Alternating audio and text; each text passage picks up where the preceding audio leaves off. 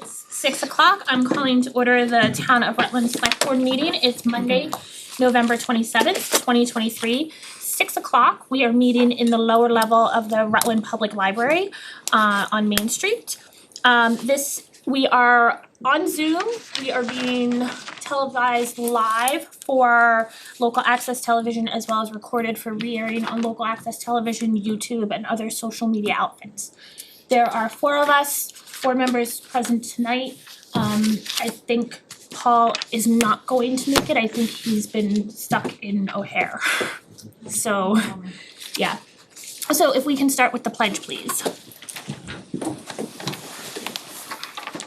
I pledge allegiance to the flag of the United States of America and to the republic for which it stands, one nation, under God, indivisible, with liberty and justice for all.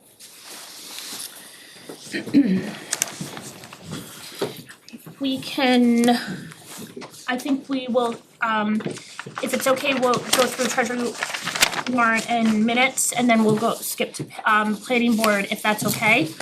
I was just like to open the meeting of planning board for November 27th at 6:02. Thank you. I should mention this is a joint meeting currently with planning board. We have a joint appointment for the vacancy on the planning board. So if it's okay with our board and planning board, I would like to just go through the minutes, treasury warrant, payroll for us, and then we'll move into the planning board, so that way planning board doesn't need to stay unless you want to stay. We're more than welcome, we're more than happy to have you. Is that okay with our board? Absolutely. Okay. So I would take a motion to approve treasury warrant and payroll.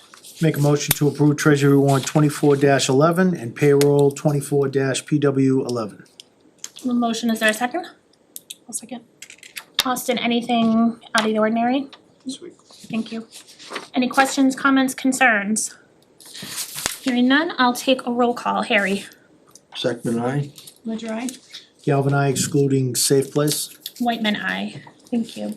And we have 2 sets of minutes, one from November, the public meeting from November 13th, 2023, and the executive session minutes for November 13th, 2023. If there's any comments for the executive session, I would ask to hold them, as that's an ongoing thing, so I would like that to be approved but not yet to be released. I'd like to make a motion to approve meeting minutes November 13th, 2023, public. For the public meeting, is there a second? Second, Second, questions, comments, concerns? Hearing none, roll call. Harry? second, aye. Ledger, aye. Galvin, I Whitman, aye. make a motion to approve meeting minutes for November 13th, 2023, executive session, not to be released at this time. Is there a second? Second, And is there anybody that has any considerations to hold them? No. Okay, thank you. I'll take roll call. Harry? second, aye. Ledger, aye. Galvin, I Whitman, aye. Thank you, Tamika, for those. We will move right into the joint meeting. Oh, sorry. Yeah, Tim. For that executive session, that was being held because of ongoing negotiations? So that was the reason it was being held but not released to the public? No. It was Not in the negotiations, it's a potential legal matter. Okay, great, thanks. I just was wanting to get that in the minutes because that's something that for executive sessions not being released, it's supposed to be in there, but why they're being held. Thank you. So then I'll hold on member comments and announcements. I do have a whole bunch of announcements, but I'd like to get planning board going if we can. So I think there's been a resignation on the planning board. Mr. Kevin Jarvie resigned. Per MGL, it becomes a joint appointment between planning board and select board. And we did have 2 interested parties, but I think one has kind of withdrawn their interest, didn't want to see an open vacancy. And so now we have one interested party, Mr. Britton Bradford, I think is on Zoom, right? Yes, ma'am, I am. Thank you for being there, I appreciate it. And we have the letter of interest as well as a brief background. So, planning board, I don't know if you have any We We haven't had a chance to even talk to the individual, so, Neither have we. yeah, but isn't there a policy for doing this? For appointments, which is interviewing with the boards making a recommendation to the select board and then meeting and jointly approving the individual? Is that not the policy, or am I mistaken? I don't think there is a policy. So that's for the select board appointed positions, because planning board is an elected, Tamika and Austin, correct me if I'm wrong, John as well, please. Because planning board is an elected position, it becomes a joint appointment between planning board and select board to fill until the next municipal election. So this position would be filled until May, our May 2024 elections. It's slightly different when it's an elected, it's similar, there's a slightly different policy also if there's a vacancy on school committee, if there's a mid-year resignation on school committee also. It's a different format because it's school committee versus planning board. But wouldn't you want and I understand Britton ran for office, so that's a whole different story, so I'm not concerned, I'm just saying that, wouldn't you want the individual to meet with the boards before they even are? The process is actually rooted in Mass General Law, chapter 41. Yep, I read that. Section 81A, and I'll just quote it for the record. If planning board members are elected, any unexpired term shall be filled by appointment by the Board of Selectmen and the remainder of the members of the planning board until the next annual election. That's the process that's spelled out in general law, hence why we're having a joint We're meeting. gonna talk general law, read in there about how the planning board should have been informed about the resignation, and I don't think that happened either. I think it did. Did I have an email or something I was informed that I didn't get? That Mr. Jarvie had resigned? And it has to be, so there's another part of general law where the resignation has to be certified by the town clerk's office. Correct. Was. And that wasn't until he'd signed it, if I'm not mistaken. Am I wrong in that aspect, that he turned in a resignation without a signature? No, so I think, so the town clerk's the town clerk's office had requested an official resignation letter. I don't believe that was submitted, so the town clerk recognized the email that was sent to the town clerk's office as the certified official resignation. Gave an opportunity for the member to, wasn't received, thus certified by the clerk's office. Okay, That's when I think the notification was probably sent out by the clerk's office. to each one of the members.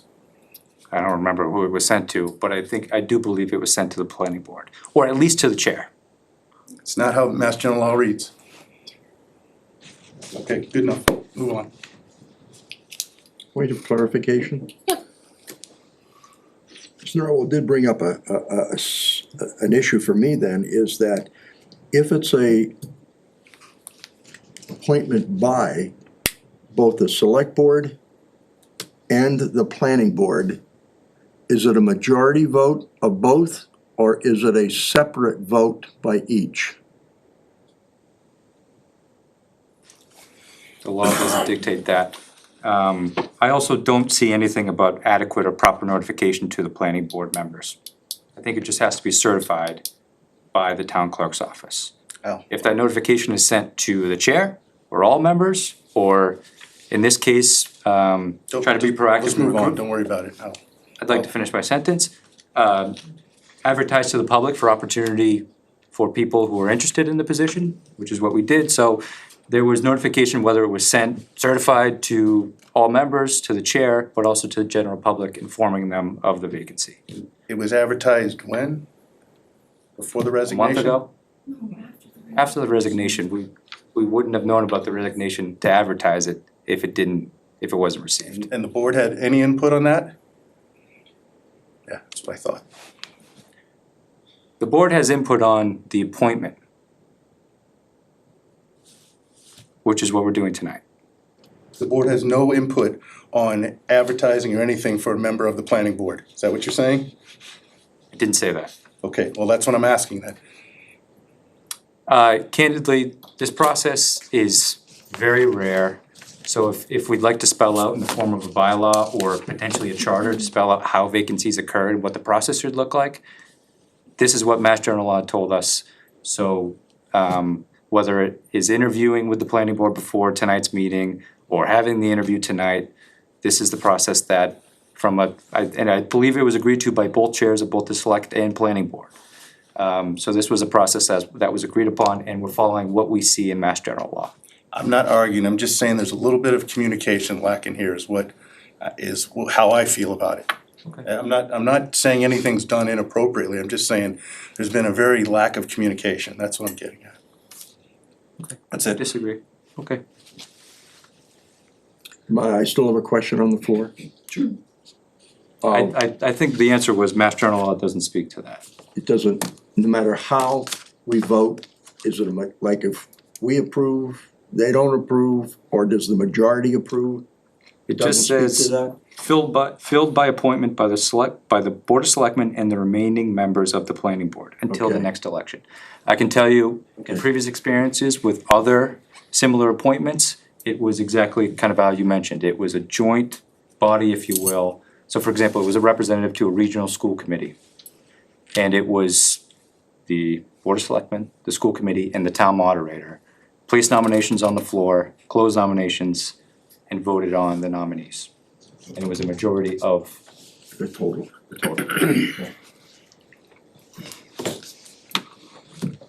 So if there's no more questions about kind of the process, we have Mr. Bradford here.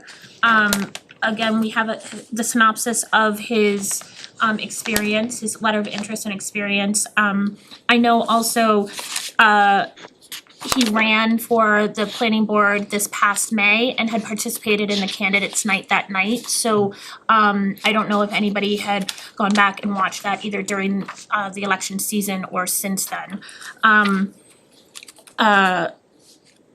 Britton, I'll let you kind of speak a little bit to your experience if you don't mind. We have your letter, but just kind of for public. Yes, ma'am. I graduated Oklahoma State 2006 with a construction management degree. I've followed construction and development almost all of my professional career, minus a stint in the Army for a little bit. I did run for the past planning board open vacancy. I have a lot of the other side of the table experience, if you will, in regards to the developer side of things. I've worked with multiple municipalities as a developer, as a home builder. I also talked in depth at me being a home builder and still at the same time running for planning board. And if anyone has any open questions about that, I'm more than happy to answer. But I've worked with great boards. I've worked with terrible boards. I've seen towns get in a lot of trouble. I've worked with great towns that are on top of all of their Mass General laws, subdivision control laws, etc. I think I can be a huge asset for this town in this regard. So I'm happy to offer my time and my experience in this board. Thank you. Thank you. Does anybody, Them first, get the audience first. well, I mean, it's a joint meeting, so if planning board has questions, they're more than welcome to open questions also. I've met Britton, in town and, nice guy. I believe he's taking part on another board in town. Not sure if he still is, which is a nice thing to see, post, running, me and him ran together. And I think I do agree that even taking that step shows a lot, so. Obviously, it's an appointed position, but I still think he's doing a good thing.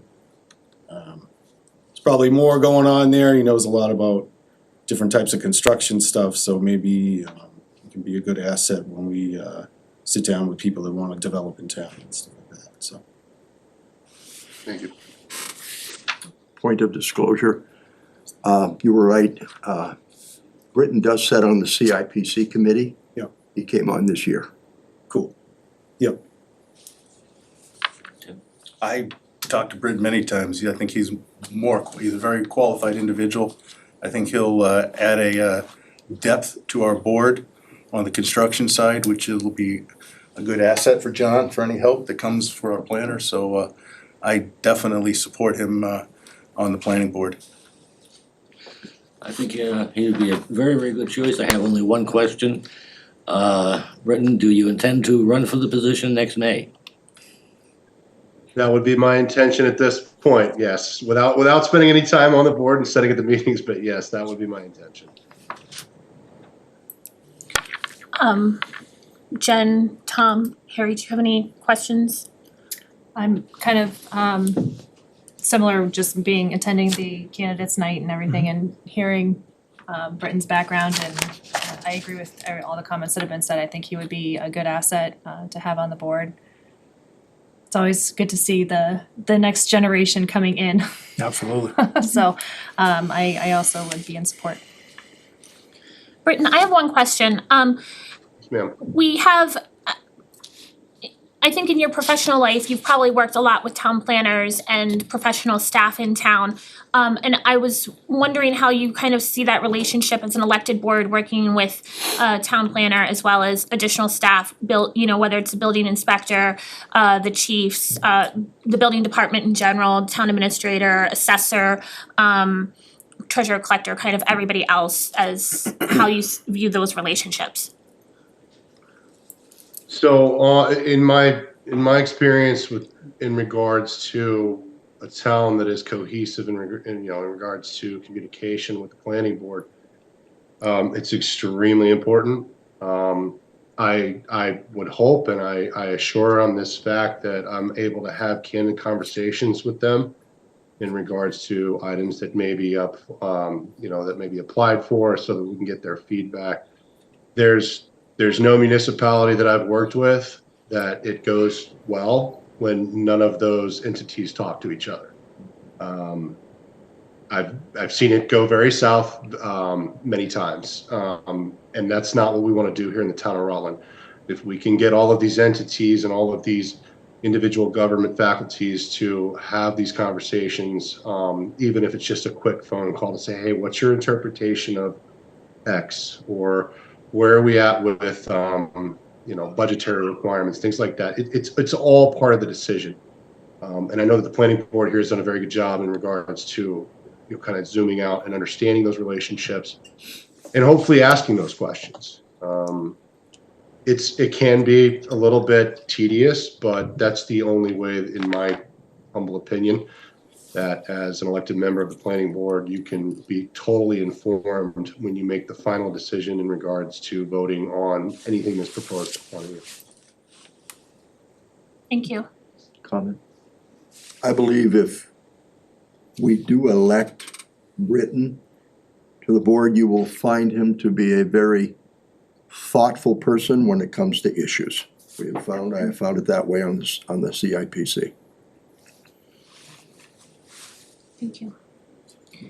And Britton, just kind of for the public, I know there's always conversations about a builder being on planning board and everything. I think and I don't wanna mix personal business and professional business, town business, but I think in your candidates night, you had mentioned that you didn't have any intent to be an active developer in town. I guess more kind of comments for the public versus the boards ourselves, if you can speak to any concerns that individuals may have to your professional life.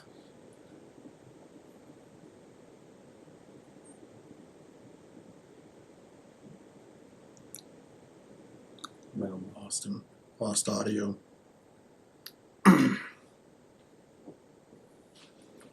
I'm sorry, was that it? I thought that was a question for the public, or that was a Kind of a question for you. I'm sorry, I apologize. No, sorry. A question for you, kind of just more Yes. so.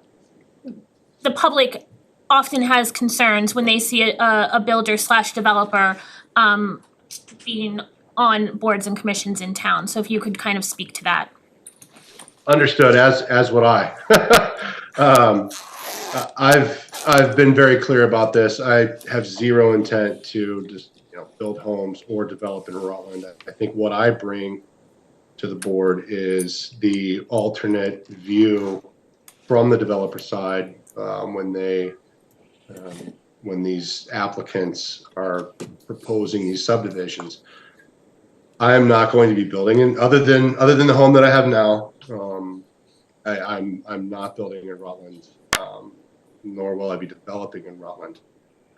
If that were to ever happen, which it would not, but if it were, I would promptly remove myself from the board. So there would be no situation where I would put anyone or the town in jeopardy in regards to that. Thank you. Go ahead, John. Yeah, John Charbonneau, Town Planner. Having worked for various planning boards throughout the years, I really appreciate working with board members that come from various backgrounds. I've worked with attorneys, engineers, people from the private sector in terms of development, and having someone with Britton's background and knowledge is extremely helpful. When a developer presents a set of plans, he has the background to read those plans and to kind of see the details that some other individuals may not have that same experience. So I always appreciate that kind of knowledge on the board because it helps me as well with the more technical parts of projects. And also in terms of, developing zoning bylaw amendments that will help promote non-residential development, it's always important to engage the private sector. And because a town may have certain ideas in terms of what it wants, but it may not always be feasible because of what's going on in the private sector and the market that's out there. So having someone from the private development field is a huge help on both those fronts. Thank you, John. Is there any other questions, comments, concerns, feedback? Thank you, Britton. I appreciate you being on Zoom tonight for us. Hearing none, then I don't know, should we do two separate motions and votes, probably planning and select board? Each do our own? Didn't we say we were gonna vote in together, in concert? I mean, that's up to both bodies to decide, but I mean, I think that I'm fine with all Either of way those, works. having a majority vote. Okay. So then if planning board, it sounds like conversation amongst both our boards is in favor of appointing Mr. Bradford to the remainder of this term. Again, it would be until the May 2024 elections, at which point if he would like to run again, he is eligible to. So if that's true, then I would entertain a motion to appoint for the remainder of the term. I make a motion to appoint Britton Bradford to the vacant seat on the planning board and to serve until the May elections, 2024. We have a motion, is there a second? Second. Second from Norm. Thank you. Any additional questions, comments, concerns, feedback? Hearing none, then let's do a roll call since we're kind of all scattered throughout. We can start with planning board if you guys are okay with it? Aye. Aye. Aye. Second, aye? Ledger I. Galvin, I. Whitman, aye, with appreciation. So that's unanimous. I think, See you tomorrow night. I get it sworn in. Sir. I think I'm already sworn in, but I'll. I was gonna say, I think you might need to, Britton, if you don't mind stopping in tomorrow morning, tomorrow sometime to the town clerks just to be sworn in for this position. Generally, you need to be sworn in for each individual position. And I Okay. think planning board is meeting tomorrow night here at 6:30. 6:30, if you can make it, if you're sworn in and you can make it. Yep, yeah, I can make that at the swearing in. I will stop by the clerk's office, but it will be a photo finish. I'm indisposed in the Cape all day tomorrow, but just so that the clerk knows, I'll be there. I'll try to make it there before 4:30. Is Tuesday, she there late on Tuesdays? I think you can do it remote too. I was gonna say, you might be able to do it, if you reach out Okay. to the office, they might be able to help you out. I know even tonight Ben was around here earlier for setting up Festival of Trees and everything, so somebody might be around later if later is better. Sorry. So just to let Britton know about tomorrow night's agenda, there are no public hearings tomorrow night, so it's a fairly light agenda. So if he can't make it back from the Cape tomorrow, it's really not gonna hinder the board at all for tomorrow night's meeting. Okay, and I think you usually have a Zoom option as well, if it's not ideal if there's a lot of plans and public hearings and everything, but I think planning usually has a Zoom option also. I will reach out, coordinate with town clerk and John. Awesome. Thank you so much. Thank you. Thanks, Brett. Thank you. Congratulations. Yes, congrats. More condolences. Thank you. I saw that before. And thank you, I mean, Tim, and thank you for the feedback on, you know, kind of clarifying on the process and everything. Again, just it's communication, that's all I'm getting on, it's not, I don't wanna make a big thing, it's just the communication, cause I know Dick Williams isn't here, and Dick had spoke to me about that, he just felt like we got a little blindsided, that's it. So, that's all. I think sometimes it's also, we need to figure out what works. We need to understand how people can receive the information best, and that it's not always feasible for us to, you know, we have to find something that works for the majority. Getting this done quick, I'm glad, cause now we've got a full board, we can move forward. Yeah. So, that's a huge positive, and plus, we've got hopefully a bylaw coming up that will give us an emergency feature, so to speak. So, thank you. I don't know if you guys wanna close or you wanna stick around, but you're more than welcome. I'm good to close. We still have the chapter. Oh, the chapter 61, I forgot about that. Okay, so you're gonna stick around for that? Yeah, we Okay. got to. We haven't discussed it even. Okay, Yeah, we've gotta give you a recommendation. oh, okay. That is Mass General Law for a fact, we've gotta give you a recommendation on that. Okay, so if I may quickly move into member comments and announcements, I have a bunch, and I'll try to go through them quickly, so I apologize. I wanna thank everyone, wish everyone a belated happy Thanksgiving, and say thank you to the Rutland Food Pantry volunteers, and everyone who donated to the food pantry for the Thanksgiving distribution. Over 70 families were served.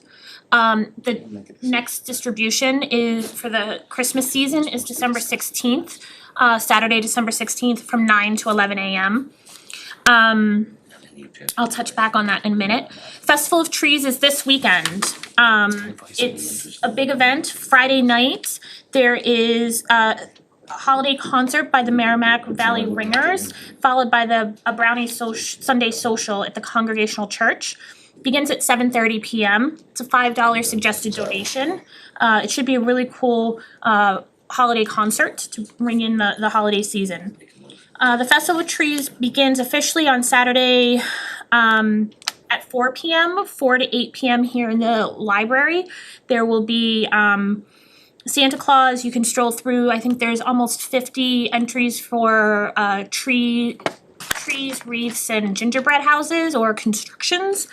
At 6 o'clock on the Congo Church Common, the carol singing and name readings will begin. 6:30 is the tree lighting here on the town common, and immediately following the tree lighting is fireworks behind the library. That should be 6:31. And again, 4 to 8 is Festival of Trees here in the library. There will be food trucks as well. Sunday from 1 to 4 p.m. is Festival of Trees again. There's a number of activities scheduled, and visits with Santa and everything are still will still be going on. Again, there will also be food trucks. There's a basket fundraiser going on, so they'll pull the names for the basket winnings on Sunday afternoon. I don't think you need to be present to win. The events committee is sponsoring a Light Up Rutland house decorating contest. The information is on the homepage of the website. You can register to your home or your property for decorations to be decorated and be entered into the running. Or if you're not into decorating, there'll be a map and you can go around and view the displays and vote. I think the deadline, I don't have it off the top of my head. Deadline to register for that is, Tamika, do you know off the top of your head? I think it's the middle of this month. Yeah, so the information is on, register your display on or before December 7th. Displays must be ready by December 9th, and everything will be available on December 10th, including online, Facebook, and website if you can't actually go around.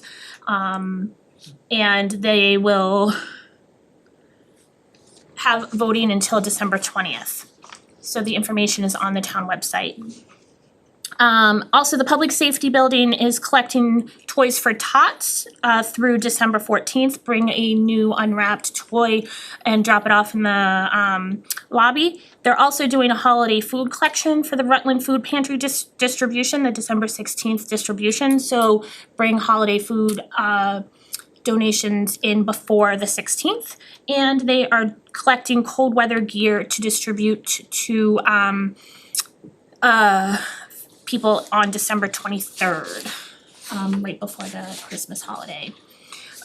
So we have a lot going on in December. I kind of flew through all of that. A lot of the information is on the town website, and social media pages.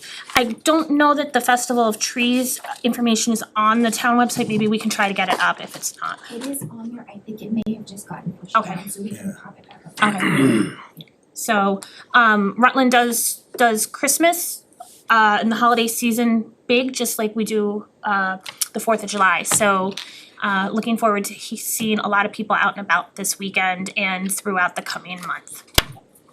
Anybody else have? The last year was the first year, I believe they did the fireworks. It was an amazing show. It really was. I think you're gonna see a lot of people come out for that. So that was a great idea. Imagine that. They do a nice job. And I think the weather is supposed to be decent on Saturday. Yeah. So that's good. I do have Sure. one thing I'd like to bring before the board. There is a chapter and section in Mass General Law that allows for a designation of a parking space for veterans parking at city or town hall.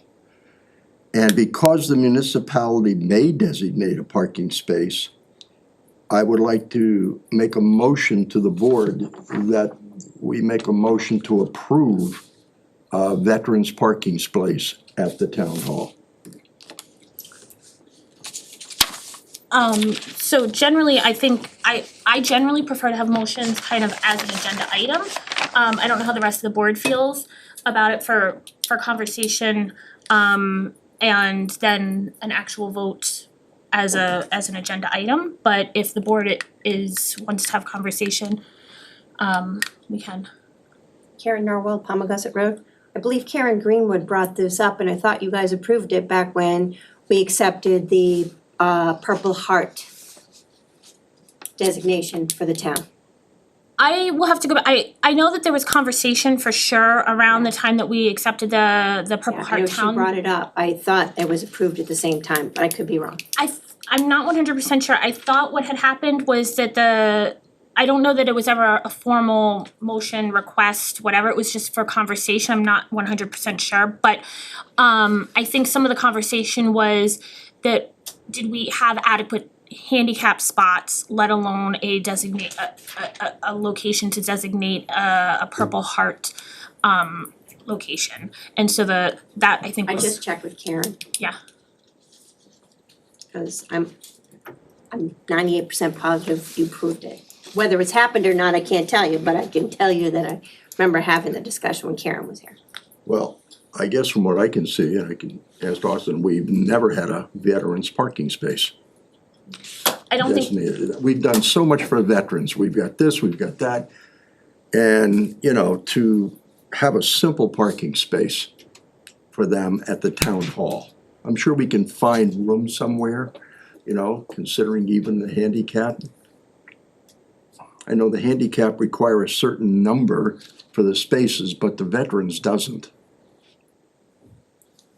Well, I think it was a Purple Heart designation, a Veterans Purple Heart designation. I'm not 100% sure.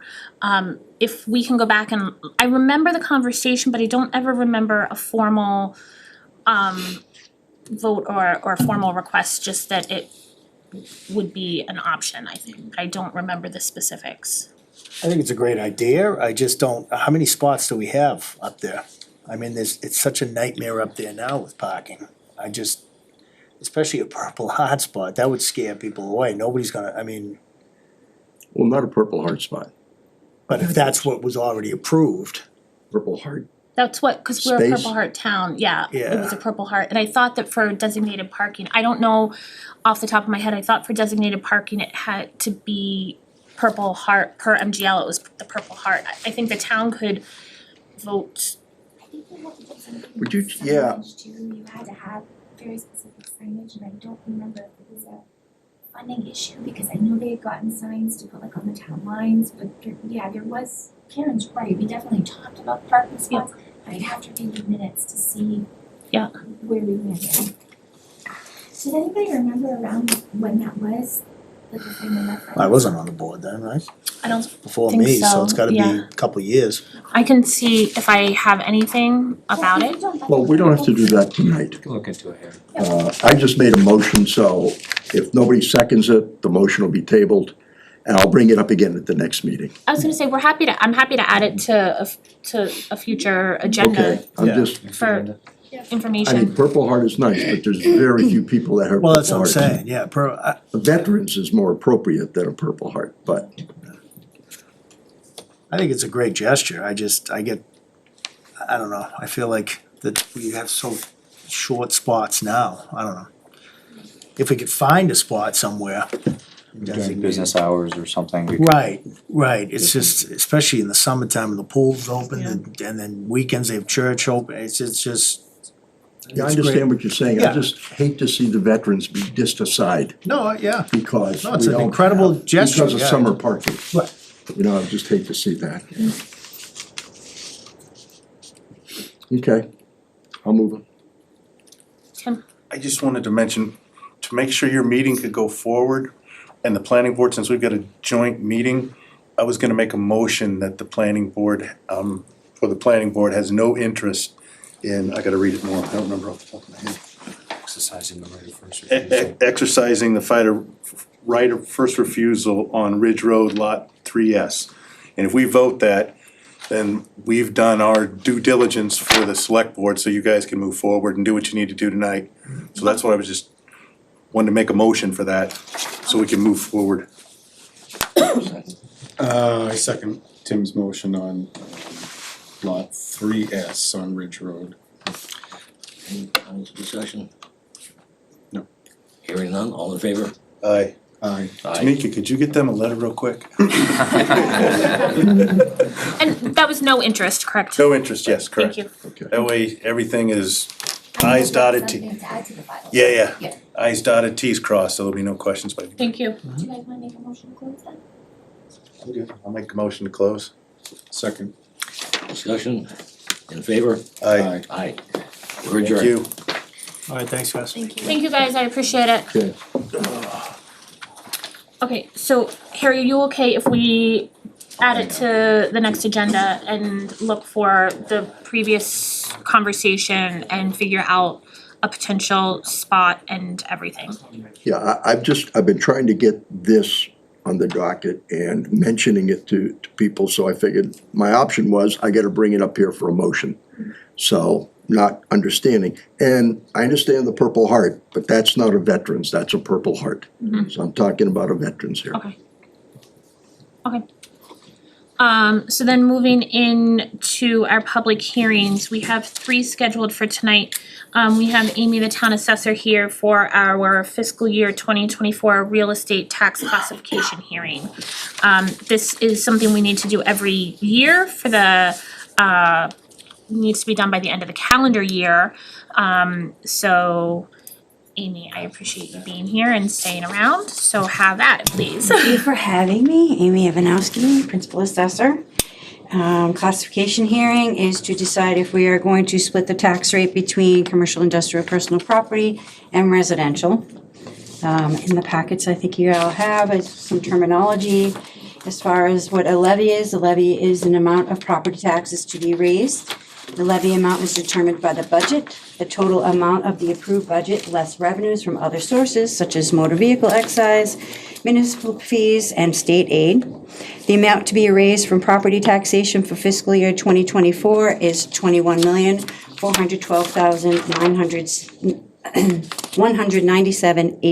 $21,412,197.86, which is an 11.6% increase over last year's 2023 fiscal year levy, which was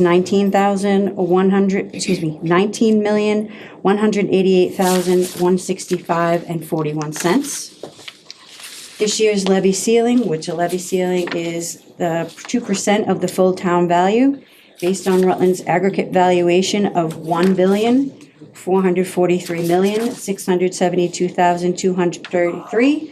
The town cannot levy taxes in an excess of $36,091,806.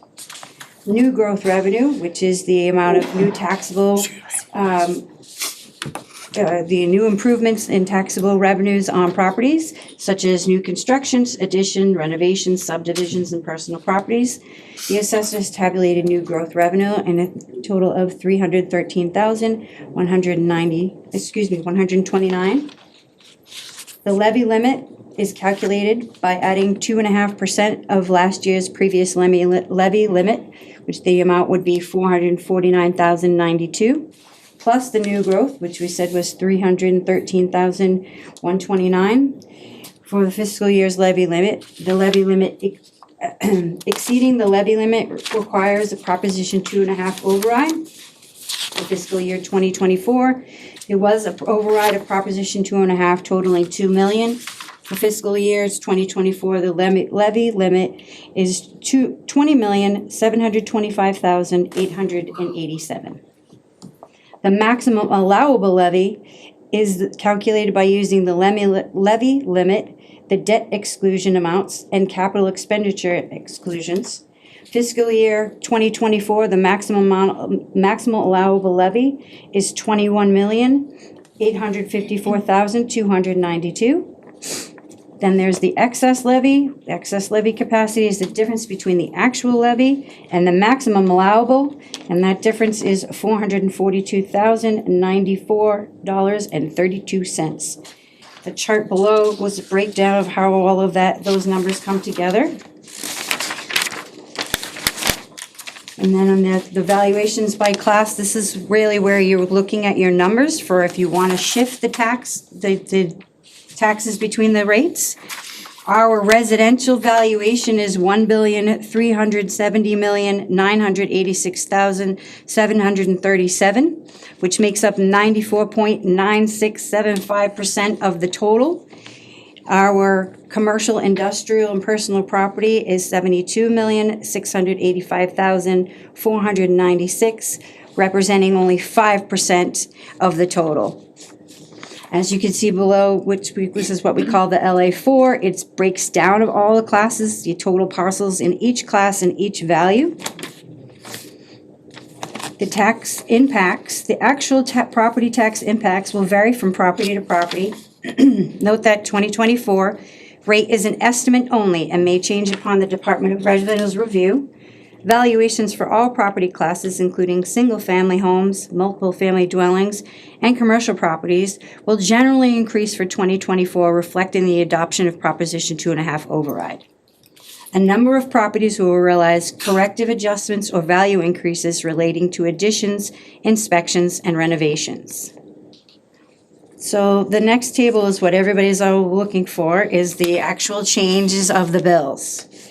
So fiscal year '23, the average home value was $419,830.24, times the tax rate of $13.72. The average home tax bill was $5,764.27. This year's the average single-family tax bill is $427,267.65, times the proposed tax rate of $14.83, meaning the average tax bill will be $6,336.38. Unfortunately, this is an increase of $572.11 for the average bill.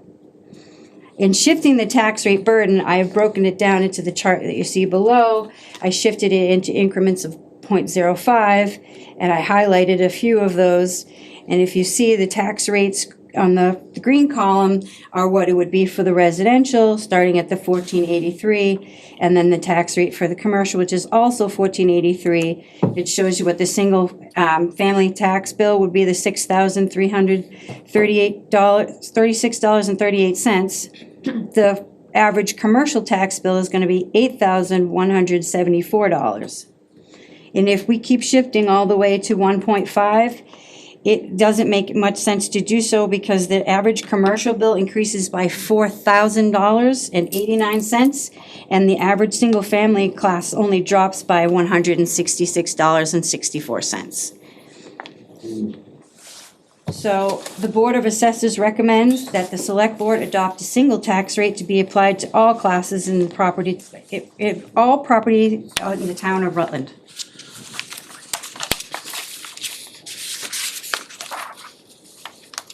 Can you read that again, please? Single tax, single tax. If I may, I included in your packets, 3 sample Board 3 motions for you guys to read, so it's. I have if I may, a couple questions. So I see that there's, where did I see it?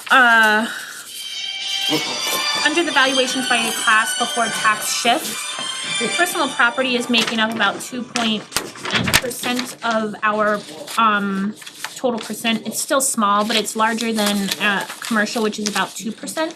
I was wondering what constitutes personal property? So those are assets of businesses Okay, and corporations okay. And and utility companies. thank you. And I know, I appreciate the breakdown to see, I think most of our businesses, if not all of our businesses in town, a majority of our businesses in town are small businesses. Correct. So shifting the tax burden, to a split, taxation would really push our small businesses, Right out of town. I think, right out of And your town. commercial farmers as well. They also would feel the burden of that too.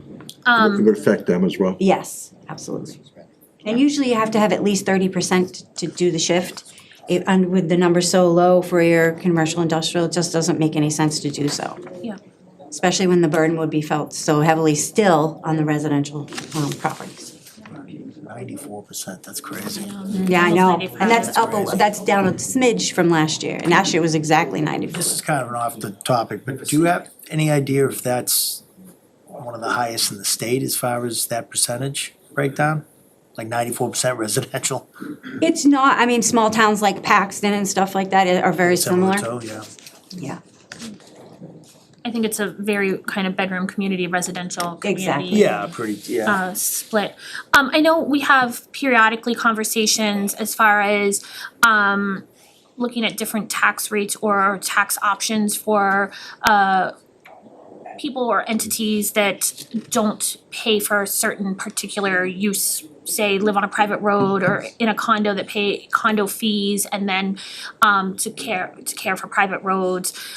We hear it kind of from the school side, well, I don't have kids that go to school, or I don't use emergency services, or I wanna be mindful that we understand that there's a burden, that the tax increase is a burden to everybody. And also, it's very hard to piece out these kind of exemptions and who's using what services. I don't know if there's anything that other communities do or anything. I have never heard of any other community doing such. If you were to do that, you'd have to have it go to town meeting for a vote and probably be put on a bill to actually go to vote. Because I think it's very slippery slope where, you know, who do we allow not to pay this and for how much and for how long, and, you know, there's a lot of stipulations that would go along with that, and then where do you draw the line? So we're doing it for these folks, or what about these folks? So I haven't ever heard of anything like that, but, you know, I can look into it and see if there is. I mean, I think it's just one of the ongoing conversations that we hear periodically, kind of through, you know, a private road or whatever, and I think historically, the board has very much been, it's part of being in town, and that's a function of the way government functions. Yes. Whether it's residential, state, or federal. Yes. You don't kind of get to pick and choose what you're paying for. Truly, and I always encourage anybody who comes in my office looking to buy something ahead of time for information, know what you're buying, know where you're located, know what the street is, know what the fees are, if they have this, if they don't, know what you're investing your, hard-earned, nest egg into. Most of us learn the hard way. Yeah. Unfortunately, it really is unfortunately, but you're right, But I yeah. think now that we have the assessor's office is full-time staffed, I think that that's a huge asset. And I appreciate that and appreciate the work that you've put into it, because I think that that's been a piece that the town has been hurting for a long time. For the residents as well as on the income side for the town. Yeah, You know, I agree. it's both. So I wanna encourage any residents to stop in and see the assessor's office. Amy's very friendly and willing to work with you. A lot of the MGL that we adopted at the special town meeting a couple weeks ago in relation to tax opportunities for some of our more at-risk populations were initiatives from Amy kind of being here full-time and going through MGL and everything. So I wanna continue that conversation. It was one of the big impetuses through the override education that we had, was what we can do to work with, you know, the folks who are truly on a fixed income and truly needing to make some very hard decisions. Yes. And please know that the assessor's door is open, Yes, as well as the anytime. treasurer collector's door, and I went out to qualify somebody today. I spent an hour and a half with her, and I'd be happy to do that with anybody. You know, I mean, if you need it and you can't come into the office, we'll make accommodations, whatever you need. So, and my door is always open, 8 to 4, Monday through Thursday, or email me, call me, whatever. If I can't answer it, I'll get back to you. thank you. You're welcome. Harry, did you have? Yeah, there are two classifications here. One in particular is 130-32 and 106. It's got quite a residential value of 34 million. What is that? Oh, 130s and 32s, that's our land. Those are vacant land parcels. Vacant land, okay. Yes. For which we are not collecting any taxes? No, we are. Oh, we are? Yes. All vacant land is taxed, just on land value alone, no building value. 875 parcels. I know. Wow. And then the other one is 104. I see there's only 45, but it's 18 million. So these are your two-family dwellings. Okay.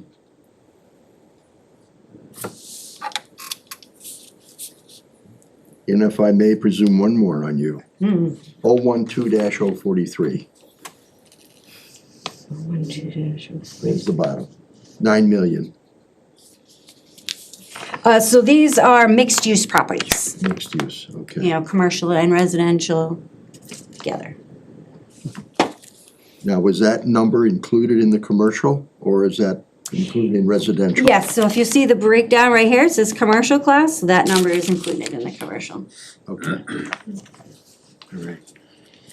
Good. Thank you. You're very welcome.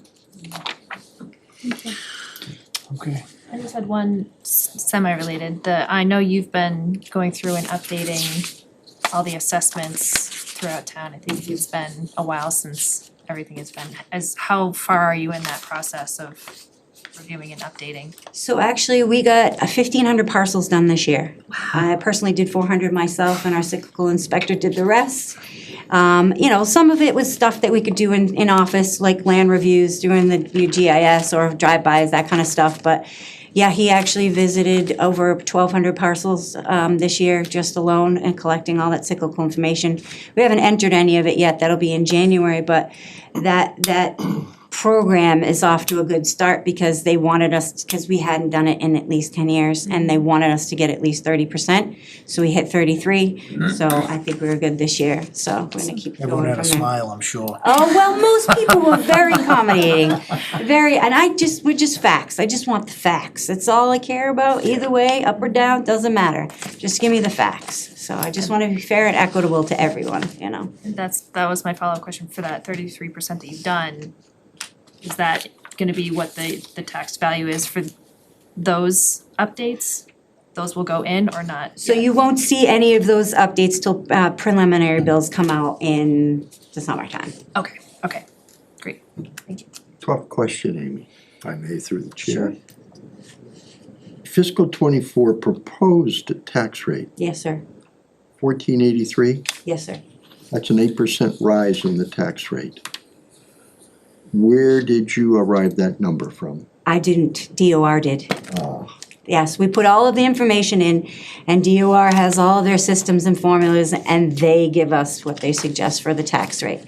And then after we have our hearing today, I'll go in and submit all of our documents, and then they may or may not adjust, you know, giving the final okay.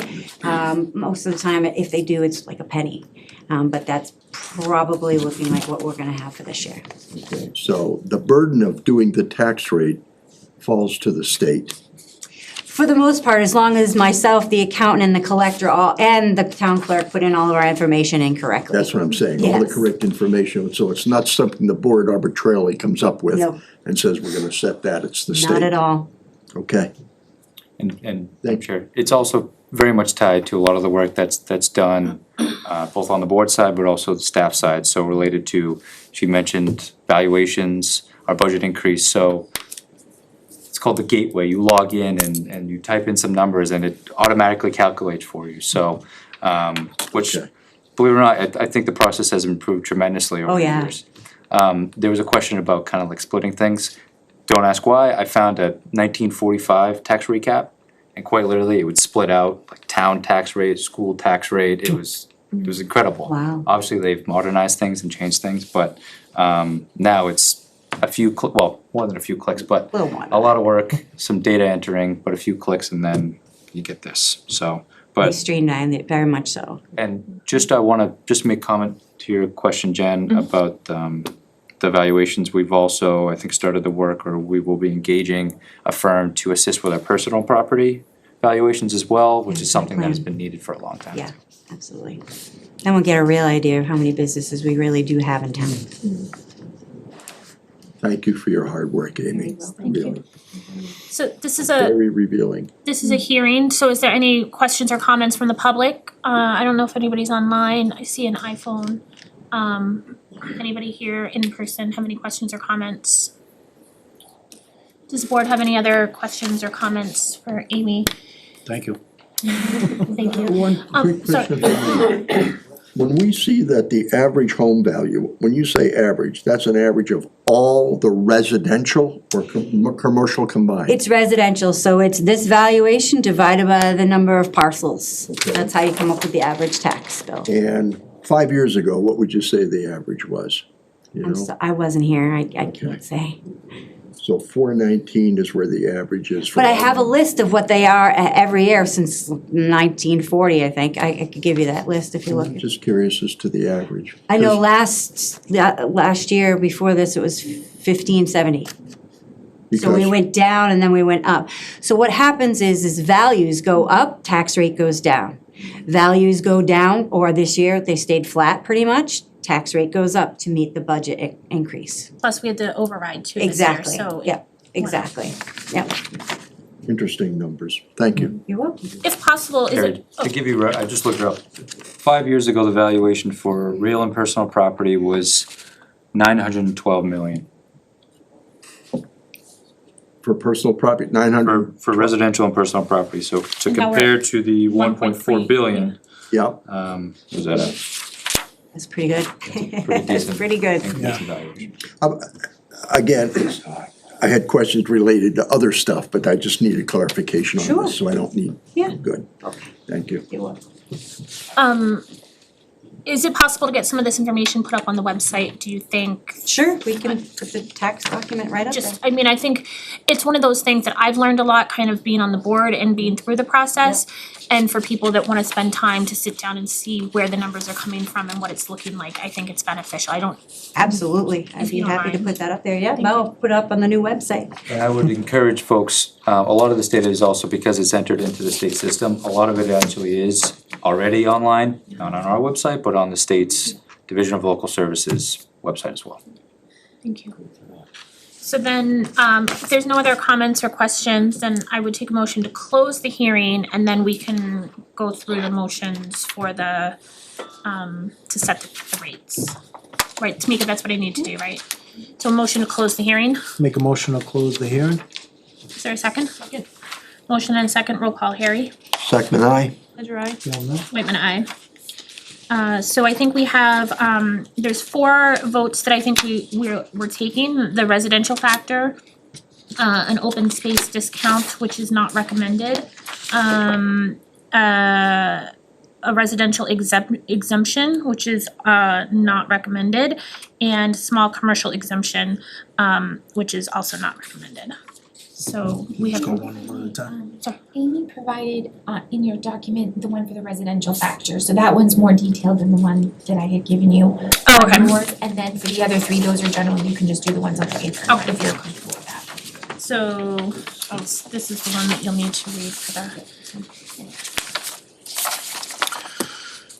So this is for the residential factor. The Rutland Select Board votes in accordance with MGL Chapter 40, Section 56, as amended, the percentage of local tax levy which will be borne by each class of real and personal property relative to setting the fiscal year 2024 tax rates and set the residential factor at 1%, 1.0. 1.0, with a corresponding CIP shift of 1.0 pending approval of the town's annual tax recap by Massachusetts Department of Revenue. We have a motion, is there a second? I'll second. Motion and a second, this is setting it as a single tax rate. Questions, comments, concerns? Hearing none, roll call, Harry. Second I. Ledger, aye. Galvin aye? Whitman, aye. Okay, so now This is for the open space open discount. space. The select board may, do you want me to read the definition as well, or just this motion? I think we can The just, explanation as well? Well, I mean, if you, it's up to you.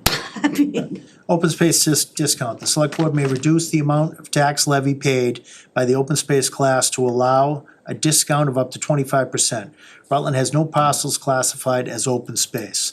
I make a motion, I move not to adopt an open space discount. is there a second? I'll second.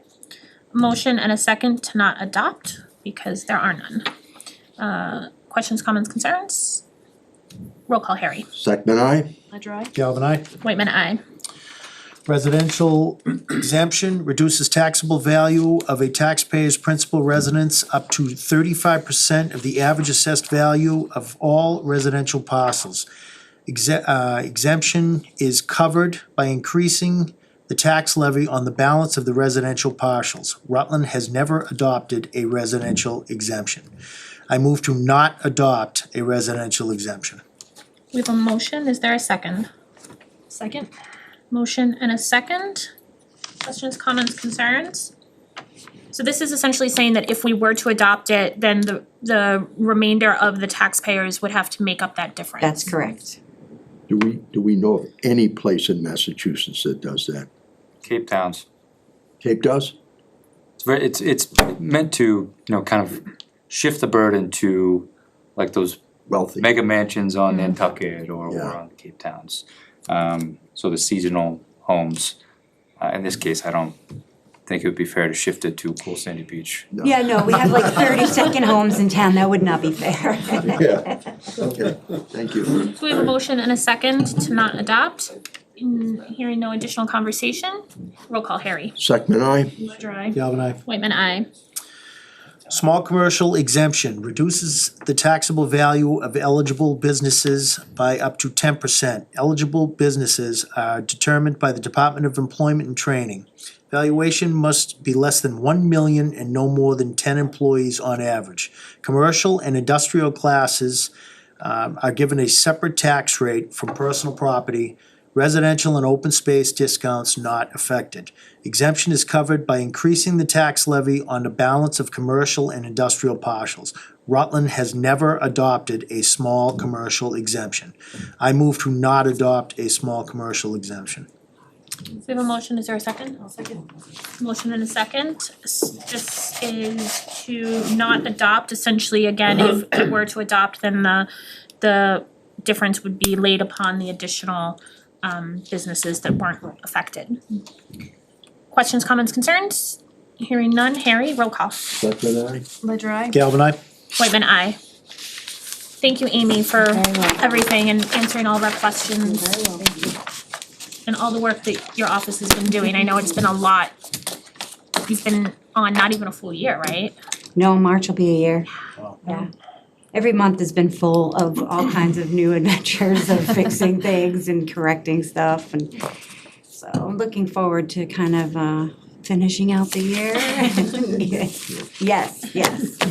Skipping over January. Well, thank you, I appreciate it, and welcome. thanks for being out tonight. Yeah, no Sorry. problem. Thank you for having me. Have a good night. Have a good Thank night. you. I will move right into, is it okay if, since we have Schultz here, is it okay if we take the application for retail liquor license? Is the board okay with that? It's well after 6:30, so, okay, and that way they're here, so. So I'll open the hearing for the application for retail liquor license Schultz Farm, 163 Maple Ave. I think we have the documentation.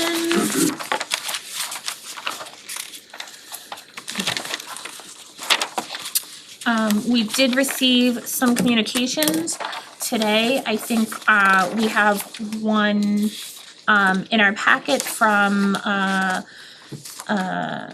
unnamed abutter with a few concerns, and we had an email today with some additional concerns. So my email is all out of whack. Yeah, so I think we have from the town side, everything has been through Viewpoint, through all the appropriate licensing or checks. We're the licensing authority, all the checks, building, police, fire, planning office, I think.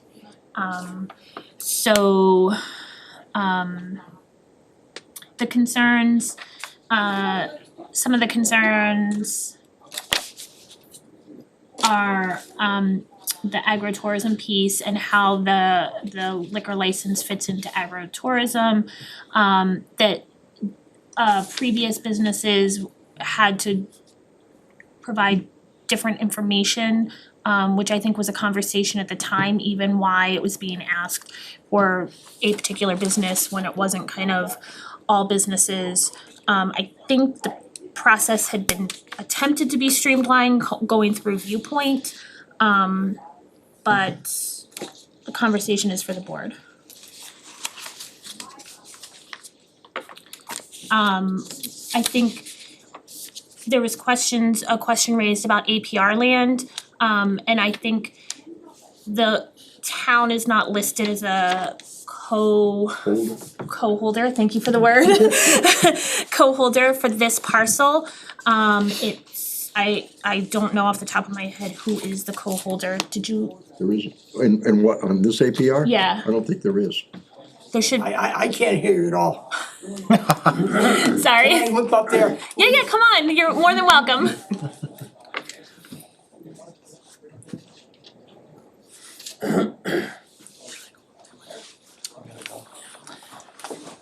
So this is the only person that showed concern? This, and there was an Which- email. I mean, again, So what can I do for you? can you give a brief description of what it is this is about? I mean, what you wanna do? I know you've had events up there. Yes.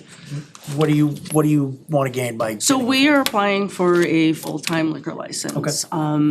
Basically, I have the copy of the letter, and I've addressed the concerns of the letter. I do understand a lot of people have some concerns about if it's gonna be a bar, or it's, So right now, agritourism, according to Massachusetts, encompasses a variety of activities: farm tours, mazes, pick your own, farm stay, hiking, nature study, cross-country skiing, things of that nature. We're already doing that. We're already doing that at Schultz Farm. We've done the Harvest Festival, which was very successful. We've done the Farm to Table, which was absolutely amazing. We did the one-day pouring permit. A lot of people came from Gloucester, they came from Southbridge, and they had a great time. The issue is, not the issue, but what we'd like to do is to streamline the process, because we are approved already to have events at the farm. Instead of doing a one-day permit every single time, we'd like to streamline the process and already have this in place. Because it is time-consuming to do one, and sit in front of the board and do, a one-day pouring permit. So this would streamline the process, and we'd just like to be able to afford the same opportunities as other farm establishments in the town. So basically that, I've been up there obviously in the barn Yes. area. That is going to be, what are the hours gonna be? I mean, what We is that would like to typically? have about 10 a.m. to 9 p.m. Okay, Pretty standard. Because we were looking at doing some graduation parties, some weddings. I have some people that have expressed interest in that. I have a kid's birthday party this weekend, and we're gonna be doing a farm tour with the kids. So, nice. So just for clarification, it looks like White Oak Land Conservancy is possibly listed as the, That's been long dissolved, oh, it has been? a Okay. long time ago. White Oak Trust came in as an intermediary between the state and Gina Roddy. They didn't have any money, the state didn't have any money, so White Oak Trust came up with the fund money. And then when the state got reimbursed with their funding, then they put it back into the coffers for White Oak Trust. And that was the beginning of the end of White Oak Trust, Okay. 1 year deal. Yeah, I mean, again, the one person that showed concern, I think that's a valid concern. Absolutely. I don't, I'm certainly not gonna vote because of it, one way or the other, but I understand I totally that understand. initial response to say, oh, it's gonna be a bunch of rowdy right, exactly. folks up there and throwing, leaving beer bottles and stuff, which, No, I mean, I think you can understand that too, but. And I appreciate that they sent the, Absolutely. Well, I lived there, so, Oh, yeah, I have to go through him. An interest. yeah,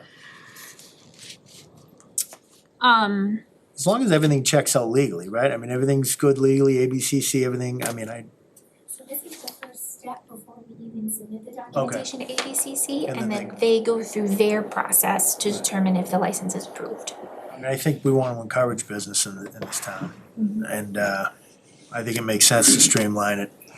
Shouldn't have to come in here. If I this love is- to if see you're- you guys though, come on. If your desire is to stay and keep this business going, I don't Yes. see a point in dragging you in here every other weekend to get a Yeah. permit.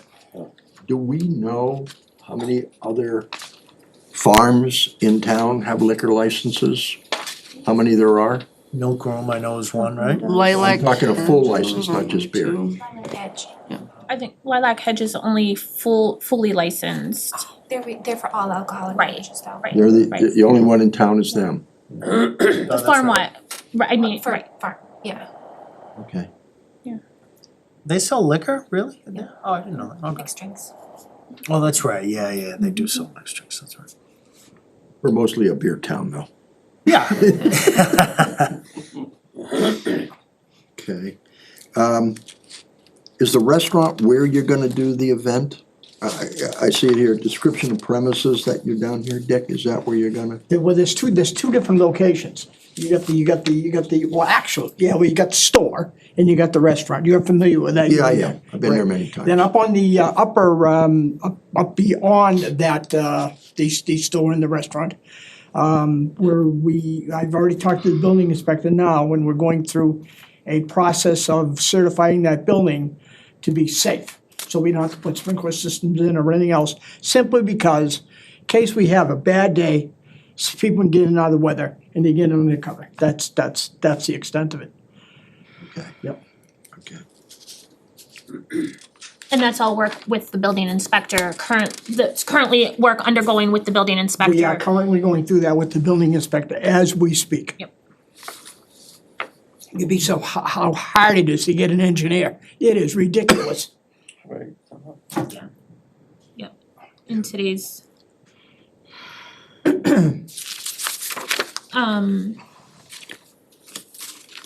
So, if I understand, all the paperwork, all the permitting, from a town perspective, you have done or is in the process of getting done? No, we're done. We're all done. You're all done? Yes, sir. We're all done. Okay, every department out there that has their hands in it, Yeah.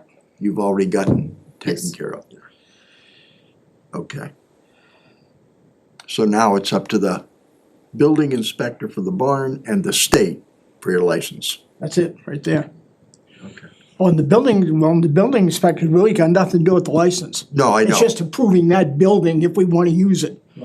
Yes. Cause up until this The time reason here, I'm we saying haven't, that- we haven't even ventured down that road. There We was just got a closed up. somewhat of a insinuation that the liquor license was tied to not having proper property. So, if I read that right. So that's why I'm asking, that everything's been done. Everything's been done. Okay, To my knowledge, I mean, I can't think of anything else we haven't done. okay. Filling that thing out is like filling out a application for a presidential assistant. I mean, we don't have a separate commercial license, so all we can do is promote regular business in town to get more taxes. Okay, And I will say the meals and beverage tax has benefited town immensely. Oh, yeah. And so having another establishment that has the opportunity to kind of serve year-round and be a draw does go towards the tax base also. I don't wanna steal Austin's thunder, but I looked at the numbers from last year to this year, very nice increase.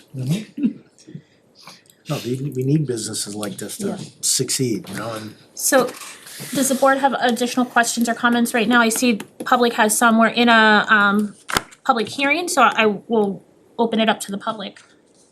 I saw Karen's hand first and then we'll go. Oh, I'm sorry, go ahead. Karen Norwell, Palmagussit Road. This is just the first stage, so there will be no alcohol served up there until such time as the state has approved this. Correct. Unless you come for a one-day liquor license. No. Yeah, no, you can't. No have one day. I understand that. I just wanna make sure, cause I don't think the public understood that. I do, because I've been through this several Yes. times. So I just wanna make sure everybody's no liquor will be served until No. this has been approved. ABCC is the boss. Yep, They're the boss now. yep. But you can still apply for a one-day liquor license for No, beer. you know, you No. can't. No? Nothing. That's why we're doing it in the dead of winter. Right. Okay. Name and address, I'm in please. a butter. Can we have your name and address, please? Carl Boquist, 156 Maple Ave. I've already talked to him, Mr. Schultz. I was just concerned, I'd hate to see some big flashing neon sign down at the bottom of the hill next to Maple Ave. It would just ruin the whole, you know, the rural aspect of where I live in the farm and all that. And he says, no, there's no plan on a big No. flashing, Las Vegas Like sign. I said, I could live there too. No, I'm good with everything. You bring up a very good point, though. The town does have a sign bylaw, so if any entity were to want to go an electronic sign route, I think even a stationary sign needs to meet certain size requirements, but the electronic sign adds an additional layer, and that goes through the planning board. So, but there is a sign bylaw in existence. Yep. But that's a very good point, so thank you for bringing it up. And other than that, like he had the Oktoberfest, it went well, I could see a big crowd up there, no impact at all on anything for me. Okay. It was good. Thank you. And public safety hasn't had any concerns with easements or anything? I know the road driveway is paved now, so it's not, years ago it wasn't paved, right? So, That was quite an issue back years ago, yeah. so, but that's been fine. Yeah. And obviously it went through all the permitting and everything from police, fire, safety, public safety, DPW. Any other questions, comments, concerns from the public? Anybody on Zoom?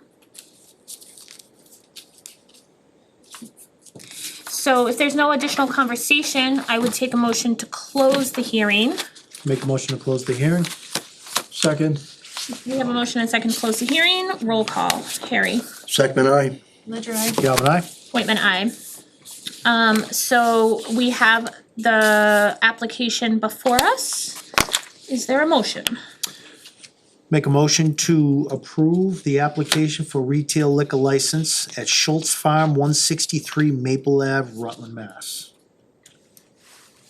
We have a motion, is there a second? Second.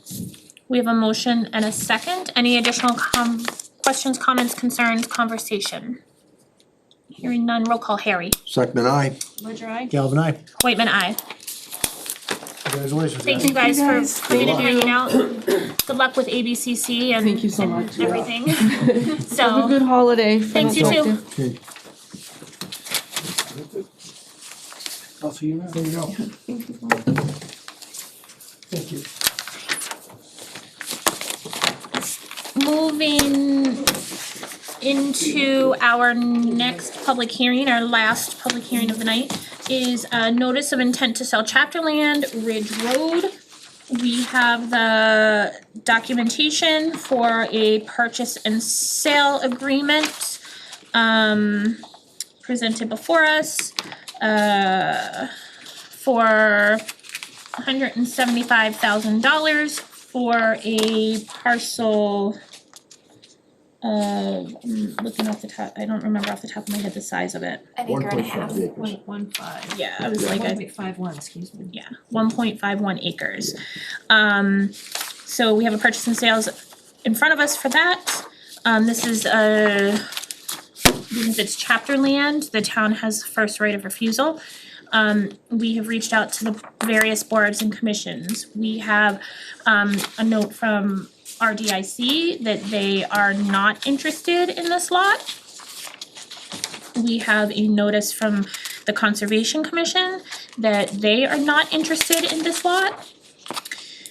We have a note from CIPC that it's not a viable asset purchase given the price. So they are not interested in the parcel. And we heard from planning board tonight per their vote in their meeting tonight that they were not interested in the parcel. Those are the recommendations. I think that these are some of the parcels that had come before the previous board as a intent to convert, and then they were withdrawn, so I think that these are going to be the individual parcels. I meant to ask, and I wanted to make sure that the access to this would be on Ridge Road and not the non-maintained town road of Wachusett Road. Right. Correct. Ridge Road, yes. Yeah, so it is on Ridge. It is on Ridge Okay, Road, yes. Thank you. And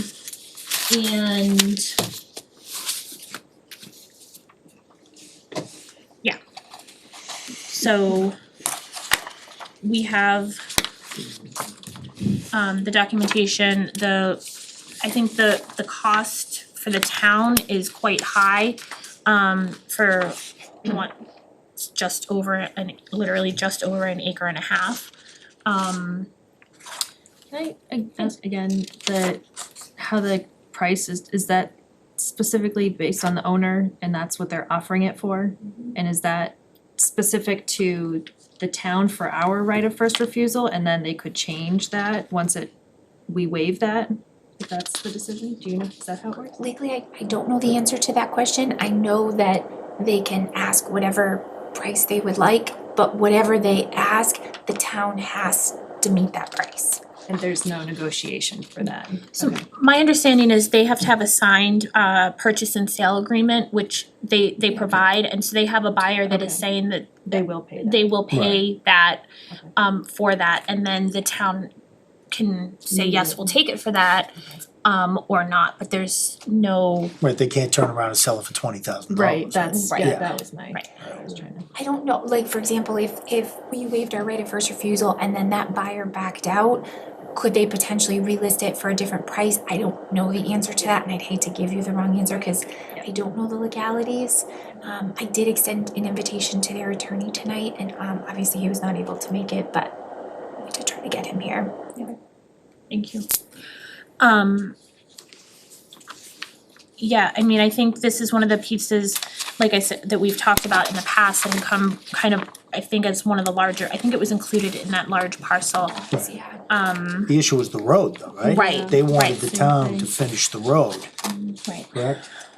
So The town had gone out and gotten an appraisal done, and the applicant was not pleased with the amount of the appraisal, so at that point, he withdrew his notice of intent, and it didn't move forward. So the road was part of it, but was also a separate issue as well, outside of that notice of intent. Yeah, so that road is still currently posted as a unmaintained town road. That was a previous select board had made that decision. And I think the conversation had been, a board could vote to reverse that and put the work in to bring the road to spec or whatever. But the board at the time couldn't justify investing a large sum of money into a road that had essentially been used as a cart path since Wachusett Street was created decades ago. But this is for this parcel on Ridge Road. So this is a public hearing. I don't know if there's any questions, comments, concerns from the board, from the public. One thing that this has been, and I don't know any of the history on any of the properties and how to find it, but there had been at one point conversation that parts of that kind of east Worcester had Native American burial grounds on it. I don't know any research officially that had been done on it or how to find that information.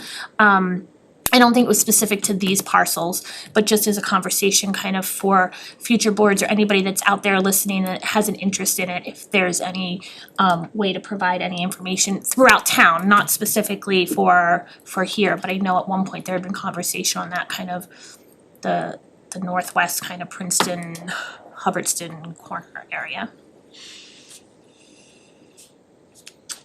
So if there's no questions, comments, concerns, I would take a motion to close the hearing. Make a motion to close tonight's hearing? Second. We have a motion and a second to close the hearing. Harry, roll call.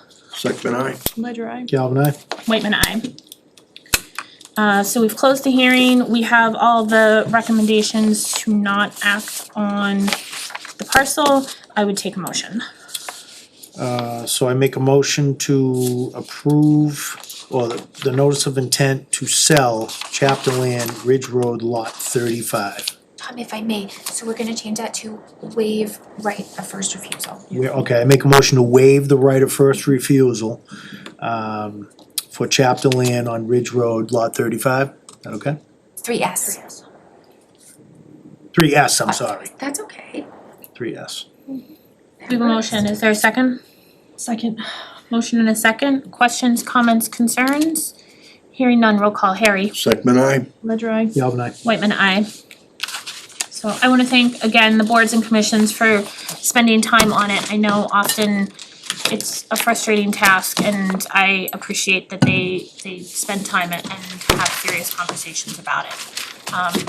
If we could have an unfettered amount of funding, I think often our decisions would be different, but I do truly value the input from the boards and commissions. I will open it up to public comment. I appreciate everybody sticking around. Anybody on Zoom? Anybody here for public comment? Hearing none, I will move into the town administrator update. Austin, have at it. Thank you, Madam Chair, as I'm going to open the slides. Just before I get started, in lieu of an official update with the various matters, I figure I'll keep this one related to finances, but before I start, I just wanted to thank folks who attended the special town meeting. Every article passed successfully, so just want to thank everyone who attended and want to thank Tamika, the clerk's office, all the volunteers and staff that put a lot of work into a successful special town meeting. Also just want to give one last thank you to Tamika before it's official for the new town website that is set to launch on Thursday. A lot of work that she put in, working with all the town departments, boards and commissions to roll out this new website. We did put out a press release last week about it, and looking forward to getting that started and introducing it to the community. Just a reminder, the new domain name will be rutlandma.gov. However, if you're still used to typing in townofrutland.org, it'll point to the new domain name. I think at some point we'll switch our emails to the new domain, but for now, the website will be the official .gov domain. So, looking forward to sharing the Q1 financial update. This was something, it's obviously not right at the end of Q1. Working on building some internal processes with our new accounting system. making sure that the revenue and expenditures are properly accounted for in the new system. But just want to roll through 4 or 5 slides, just to give you an update on where we are from the organization, comparing also how we were last year at the same time as well. First thing, I just want to start off, revenue, bottom line, we're about just under 23% or just over 22% compared to last year, doing slightly better in terms of our overall revenue at 5.6 million compared to 5.3 million last year. Obviously, the biggest driver always is going to be our tax levy, which is just under 25%. State aid is one of those that it varies on the type of state aid it is. So for example, our unrestricted general government is a monthly payment. Our meals tax is a quarterly payment. So it's kind of variable depending on the type of revenue. And obviously the smallest portion of our budget, but there's a lot of buckets in there, is our local receipts. I think overall we're trending fairly well compared to last year. Slightly lower on some things, but there's no concerns from the treasurer's office or the accounting office. We're also slightly higher in some things compared to our, if you think about our investment income, Becky and the treasurer collector's office have done a great job managing the investments. It's been a good year for investment income. That could change. A good thing is to always keep those low. If I might? Sure. I see it's a huge jump. Was that from the 2 mil? For investment income? Yeah. No, so we had a great year last year in terms of overall actuals. So just a brief primer on the tax recap sheet. So as we're estimating revenues, unless we have a really good explanation why, we're not allowed to budget higher than prior year actuals. So to give you reference, last year we received, I think it was almost like $60,000 in investment income. So to be conservative, it was $63,000. To be conservative for FY24 budget purposes, the investment income was set at $40,000, and we're already almost there. We'll, again, knock on wood, I think we'll definitely surpass that $40,000 budget estimate. So then I have a question, because I'm looking at fiscal 2023 estimate, it says 6,000. Should that be 60,000? No, because in previous years, so to give you reference, in FY 2019 it was 21,000, FY20 was 11,000, FY21 was 4,300, and FY22 was just over 6,000. So when they were budgeting for FY23, again, they couldn't go over prior year, so they set it at 6,000, and then she killed it and was at 63,000. We also obviously work closely. We have an investment advisor that manages all of our investments. This is investments for all of our trust funds, our stabilization funds, our free cash. ARPA is also invested, so we can make money if it's sitting in a bank account. We can make an investment income on that as well. That's nice. That's impressive. Beat last year's on it. This time, yeah. Thank you. Absolutely. So these are kind of high-level buckets. I did separate out, just for the purpose of transparency, I did separate out ambulance revenues, just for the board to be able to see what we brought in thus far in revenue. Typically, that is included in just an overall charges for services bucket. But again, no concerns on the revenue perspective where we are at this point. But again, happy to take any questions on revenue. Austin. Sure. I'm looking here at motor vehicle. Yep. And I'm seeing that as of 23 actual, we've got 157. And as of 24 actual, we got 121. Does that mean not all the bills have gone out yet to this point, or people aren't paying, or what? No, so motor vehicle excise is an interesting one. It's actually based on prior year, essentially registrations with the Registry of Motor Vehicles. The largest, they call it commitment, motor vehicle excise commitment, is the third quarter. So we'll see, and we'll probably make up the remaining of our motor vehicle excise budget in the third quarter billing, because that's incorporating all of the prior year calendar year sales onto that commitment. So anytime you register a new vehicle, you bought a new vehicle this year, you're gonna get hit on the next calendar year bill, so that would be the January bill. That's always the largest commitment, and that's usually what finance departments are looking forward to, especially if they see a lower than expected third quarter commitment. That means it wasn't a good year for motor vehicle sales or registrations.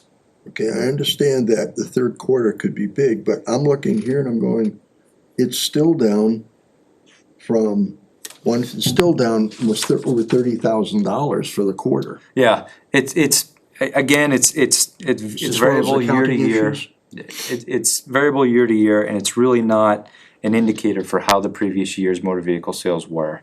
Again, by the time we have the third quarter report, you'll have a better idea, and if we have a concern about motor vehicle excise. But for right now, there's really no concerns. And unfortunately, this isn't the type of revenue that we can say, all right, we're a quarter through the year, we should be at 25%. Unfortunately, this isn't one that works like that. I think motor vehicle the past few years has been really tough to look at it on a quarter because there's been such a supply chain issue. So people are buying new vehicles, but not necessarily getting them when they would hope to. So I think that kind of 3% difference between Q1 actuals of '23 and Q1 actuals or percent Q1 actuals of 2024 could just be a timing thing, to Austin's point. But I think the past few years, kind of through COVID and coming out of COVID, have been tough on the new or used vehicle side. I was gonna say, have you even looked at new vehicle prices lately and interest rates on top of that? Yeah. What it costs just to buy a new car? And unfortunately, I mean, we're not, really making a substantial amount of money in terms of our overall budget, especially you think of the amount of money that we collect from a motor vehicle excise drops off tremendously after the first year or so. To at some point, it's really minimal income that we make off. Pays for the bills to go Pretty out. Yeah. I've got this charges for services ambulance fees is kind of weird. I'm looking at an estimate for '23 of $654,500. I'm looking at an estimate of '24 of $639,000, which is a drop, and yet we brought in $80,000 the first quarter, and we brought in $135,000 for the same quarter of the year. Was there a lot of bills outstanding that we brought in? So Or are we actually getting money from the ambulance this year? I mean, we're always getting money. I mean, again, it's one of those where we're not gonna pay for the entire department off of the fees. No, I know. But one of the challenges that we will always have with ambulance fees is the contracted rates with insurance companies, Medicare, Medicaid. So, ideally, we receive nothing because that means that we're not sending the ambulance out. There's not medical emergencies. But again, this is one of those where in FY '23, we only received $639,000, so that's why we budgeted $639,000, exactly what we received last year. So we had a good year prior to that, that's why the budget was a little bit higher, but again, this is one of those where it's, that's why typically it's not exposed on its own line item. It's included in the charges for services. It is the bulk of the charges for services allocation. So to give you reference, our budget for total charges for services for FY '24 is $1.1 million. The ambulance is approximately half of that, more than half of that. And these are actual figures after, that's actual money received, not discounted for or inflated because of write-offs. Correct, and this this is money that came in the door. Okay. And we probably won't report any receivables until those figures are audited anyways. We have an idea how much they are, but again, subject to auditing, write-offs, money still could potentially come in because we all know how very efficient insurance companies are. So there's a lot of challenges with even just budgeting that revenue line item. But we're running 2 ambulances, right? So that's included, that number encompasses both ambulances. Yep. Any other questions on revenue thus far? Thank you. No?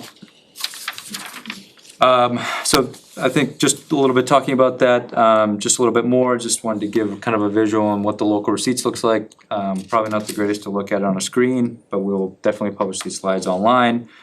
Just to give you an idea, of course, for our local receipts. I think we've done a pretty good job on local receipts the past several years. I think most budgets have gone higher because of prior year actuals received. We did very well. So no concerns thus far. One of the things that I think obviously is always great to see is how we're doing on the meals tax. I think meals tax has been, especially for this kind of community that Rutland is, there's not a lot of business, especially not a lot of restaurants, but the fact that I think we're doing better than expected this year already, I think is a good thing. And that's when Lilac does well, that's when restaurants across the street do well, that's when Schultz, when it's up and running, does well. That means money in the door for us as well. So it's a good thing. The other thing that I learned is that the food trucks that are licensed in Rutland pay Rutland meals tax. So even if they are set up at Treehouse, for example, or someplace or on the Cape, if it's a Rutland licensed food truck, Rutland is the community that receives those meals tax. So having the food trucks, successful food trucks that are going out to broader communities is benefiting Rutland as well, which I thought was really beneficial. So we need more food trucks.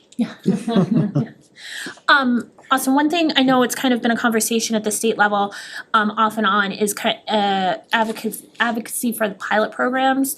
And with as much town-owned land or state-owned land as the town has, continued advocacy on that front to kind of not to make something of the land that we have no opportunity to do much with. And I know some of it there's been a lot of conversation with Ware River Watershed Advisory Committee and DCR and keeping the land open or not and everything. So I think, I haven't looked recently if the MMA is still continuing a push for pilots, but I know that was a big conversation, especially with the small and rural and small town communities, to make pilots a little bit more of a economic boost for the towns, if it's land that the towns don't control. Mm-hmm.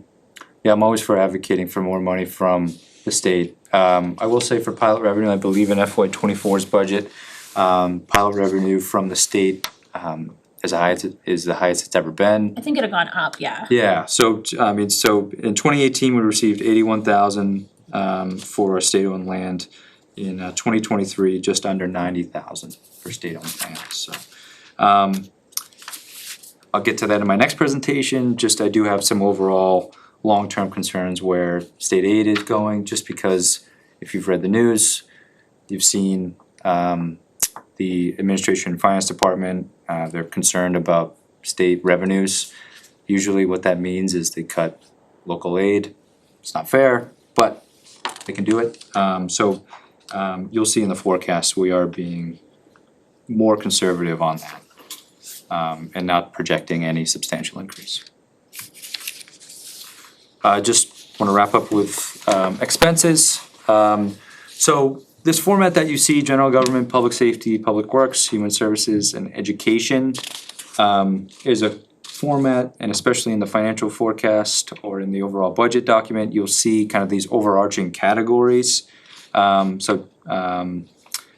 Just for the purpose of this presentation, wanted to give you an idea where we are from each of these departments or functions. From a category perspective, we are approximately right around the same percentage expense ratio for this year for Q1. One of the things that we're always going to be major drivers for our expenditures are what we're calling undistributed expenses, our insurance, our pension, assessment. All of our insurance line items are always going to be a substantial factor to our expenditures. And also with this budget, we did hire some new employees, so we did have some kind of one-time expenses for onboarding those employees, whether that's supplies or just costs associated with recruitment. So those again, hopefully are one-time expenses. And also the marketplace for hiring folks has changed. So when this budget was set, it was set at kind of salaries for a year ago. But we're recruiting now, and unfortunately, the marketplace for compensating employees and recruiting new employees has also changed the dynamic of our expense budgets as well. Happy to answer any questions on expenses that the board may have. Austin, would you know, there's two numbers here, education and then Wachusett Regional. There's about an $800,000 difference. Where do we put that money for education? Does that go to pensions, teachers' pensions? So the education was an overarching category, but I wanted to give you both. So that is a sum of both Wachusett and Bay Path's assessment, which are below that. Okay. And just a note on Wachusett Regional, that should be 25%, but it's not, because if you recall, the regional school district did reduce our assessment. So our quarterly bills are slightly lower due to that reduced assessment.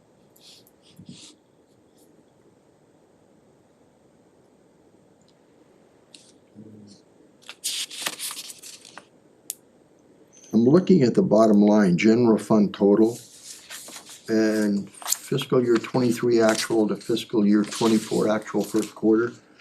It looks like our fiscal year first quarter is up close to 12% increase in actual expenditures.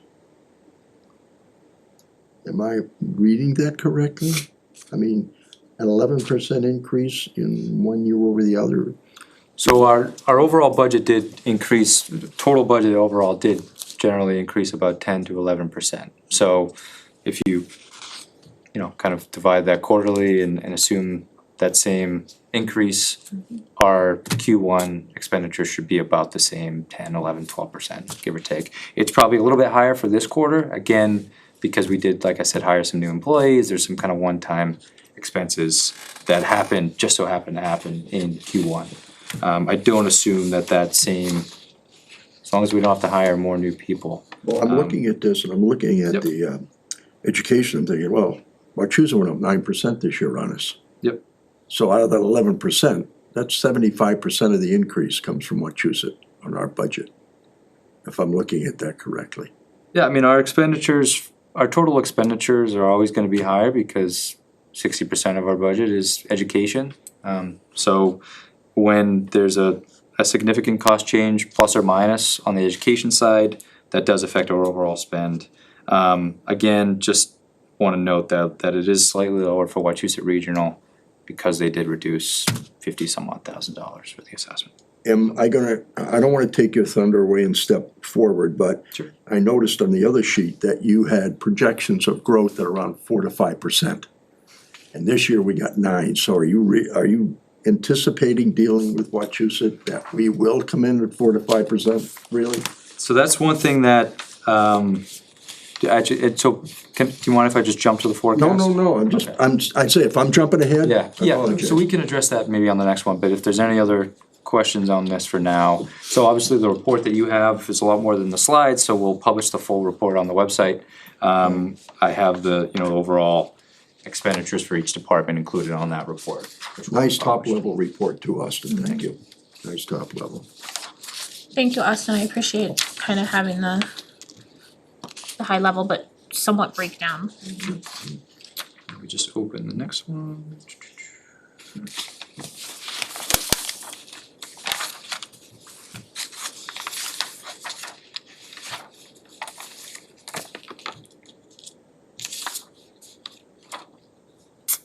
All right.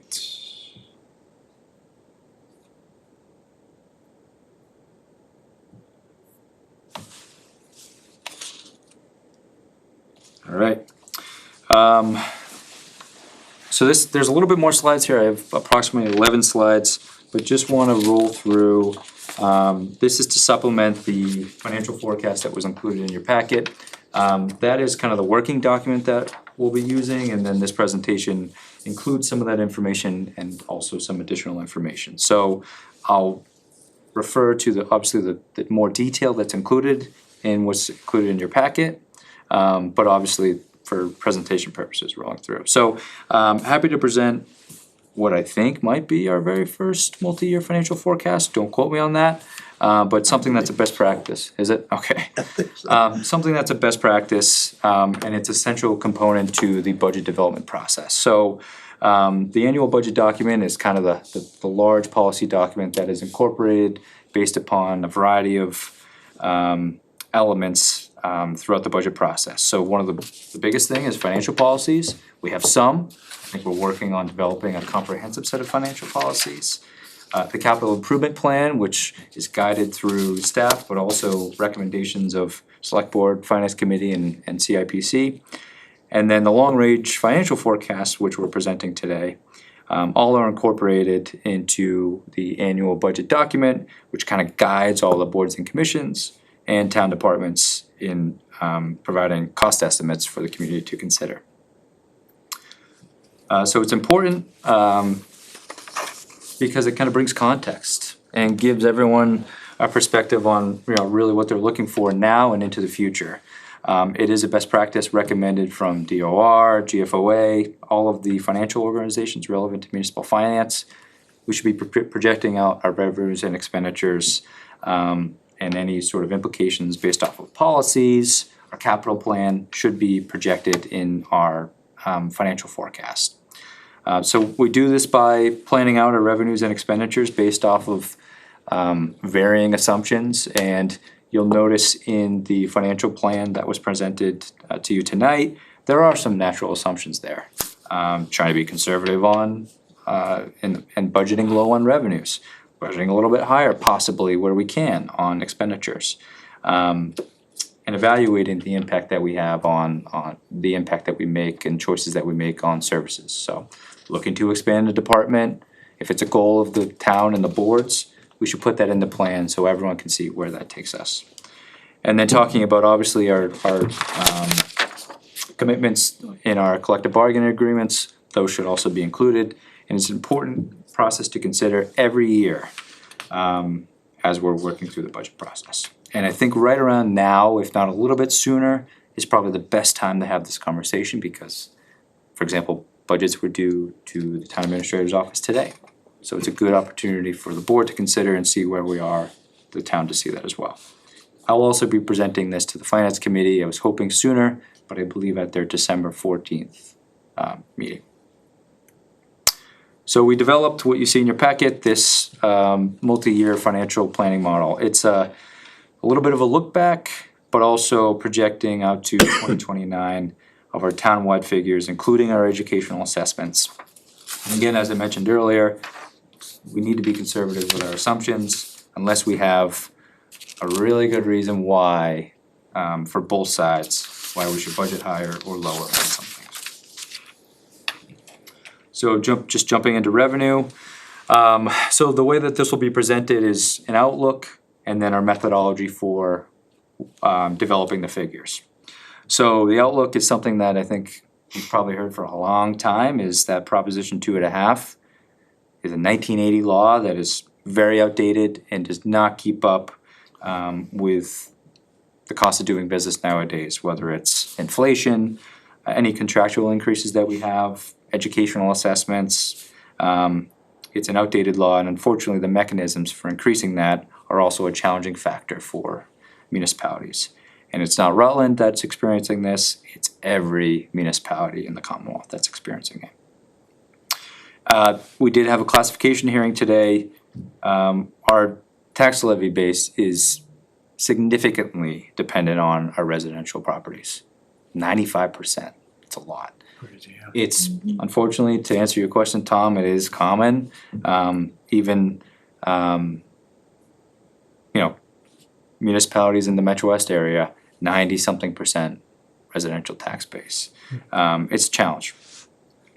Our local receipts are also variable, as we kind of talked about in the Q1 update. We have to depend on people buying cars for motor vehicle excise. That's a revenue that also drops off. We have to depend on people going to restaurants for some of our local receipt revenue. And they're significantly variable due to the state of the economy. If lumber is increased, we're probably gonna see less houses built.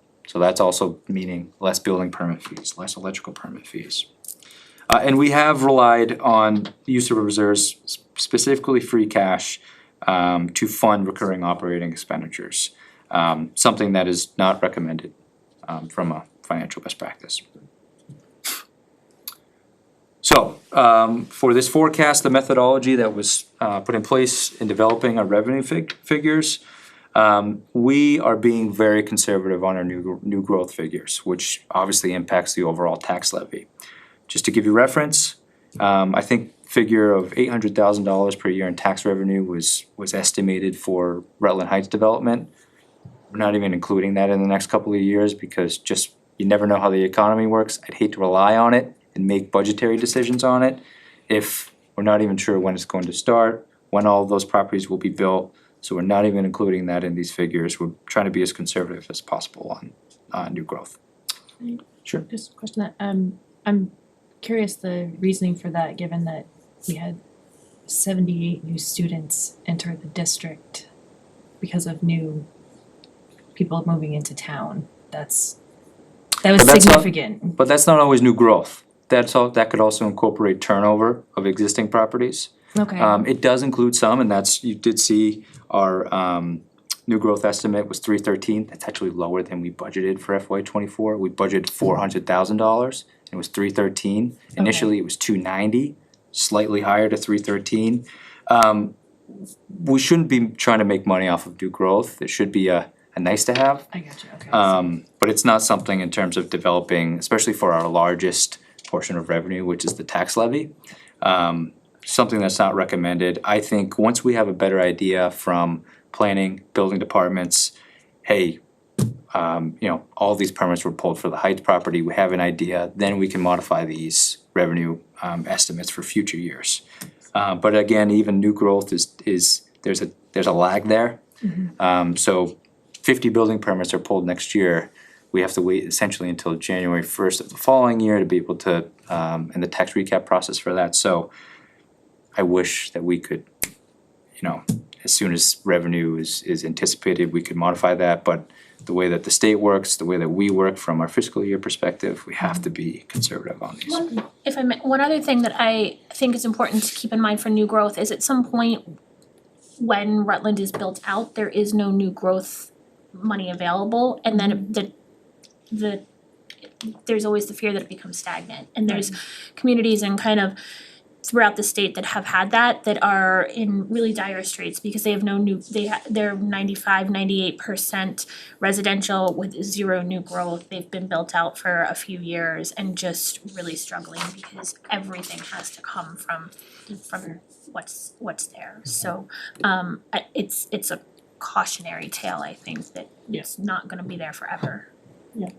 And so the good thing is when new growth comes in higher than budgeted, when we're going through the tax recap process, so we budget $300,000, it comes in at $6,000. It's not our choice to add it to the levy or not, it's added to the levy. Which is a good thing from being conservative on the revenue perspective is budget lower, especially on new growth, and hope that it's a lot higher because it'll have long-standing impacts from a good news for our tax levy perspective. So I mentioned earlier that state aid, we're keeping flat or slightly reducing on our state aid figures. There was a recent report, again, as I mentioned earlier, from the Secretary of Administration and Finance, that they are starting this process a little bit earlier this year because while revenue year over year is higher than their Q1 last year, it's lower than their target. Which, when that happens, again, as I mentioned earlier, typically one of the first things that they go after is local aid. They're also telling school districts, for example, be careful about your expenditures because we're not sure what Chapter 70 will look like in future years or for next year. So just keeping that flat from a state aid perspective, I don't think we'll have another 3-4% state aid increase. It'll probably be very minimal. I would imagine 2%, maybe less. We have a slight reduction in or level funding our local receipts as well. Again, it's one of those where we're not making a lot of money anyway, so we shouldn't be over budgeting our local receipt revenue. One of the things also, why it's slightly lower as well is the use of ARPA revenue is technically a local receipt under miscellaneous revenue. I haven't had any indication from the board that we'll be continuing using ARPA, so we have not included that in the local receipt revenue.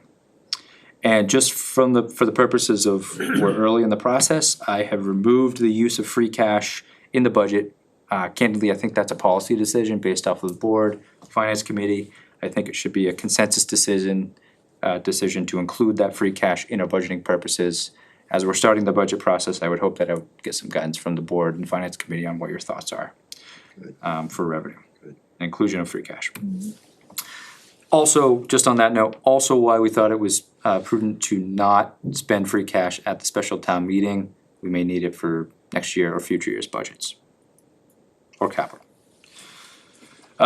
So everything that I mentioned comes to these figures. Again, this is also in your packet, but just to give you an idea, what we're looking like for FY25 is just under $28 million. And again, that's not including a lot of things and trying to be conservative as possible on the revenue perspective. Before I get to expenses, any questions? If we're looking at 25. Yes. We're showing a $354,000 deficit. Can I get there? Oh, Not there yet. okay. This is just All right. revenue. Yep, just talking about revenue. Any questions on revenue? Okay. No? Okay. Expenses. So again, outlook and then methodology. I'll try to be brief. One of the things that we're always going to have to consider is what do our fixed costs look like, and what do our educational assessments look like? Those are the things that we're always going to worry about, is what our assessments look like. We can be creative with our budgetary figures because we have a little bit more leeway in those. In our assessments, not so much. Our initial projections for health insurance is 12%. Liability insurance is 15%, just to give you an idea. Obviously with health insurance, there's some things that we can work in terms of plan design as well for liability, but right now we're budgeting for a 12% increase for our health insurance. Pretty large item. Our pension, while I think it will come in slightly lower, our pension assessment is also around 10%. Just those two alone, if you think we're capped at 2.5 plus new growth, normally 4%, our fixed costs alone at 10 to 15% are a significant challenge, and that will be every year until someone can figure out how to make health insurance affordable. Can I ask you a question? Sure. I noticed that this year there was an extra $600,000 that got added to the pension fund that we have to pay, the overall amount. Was that based on last year's number? Or this, because a lot of that has to do with interest rates as to how they calculate how much you have to put in.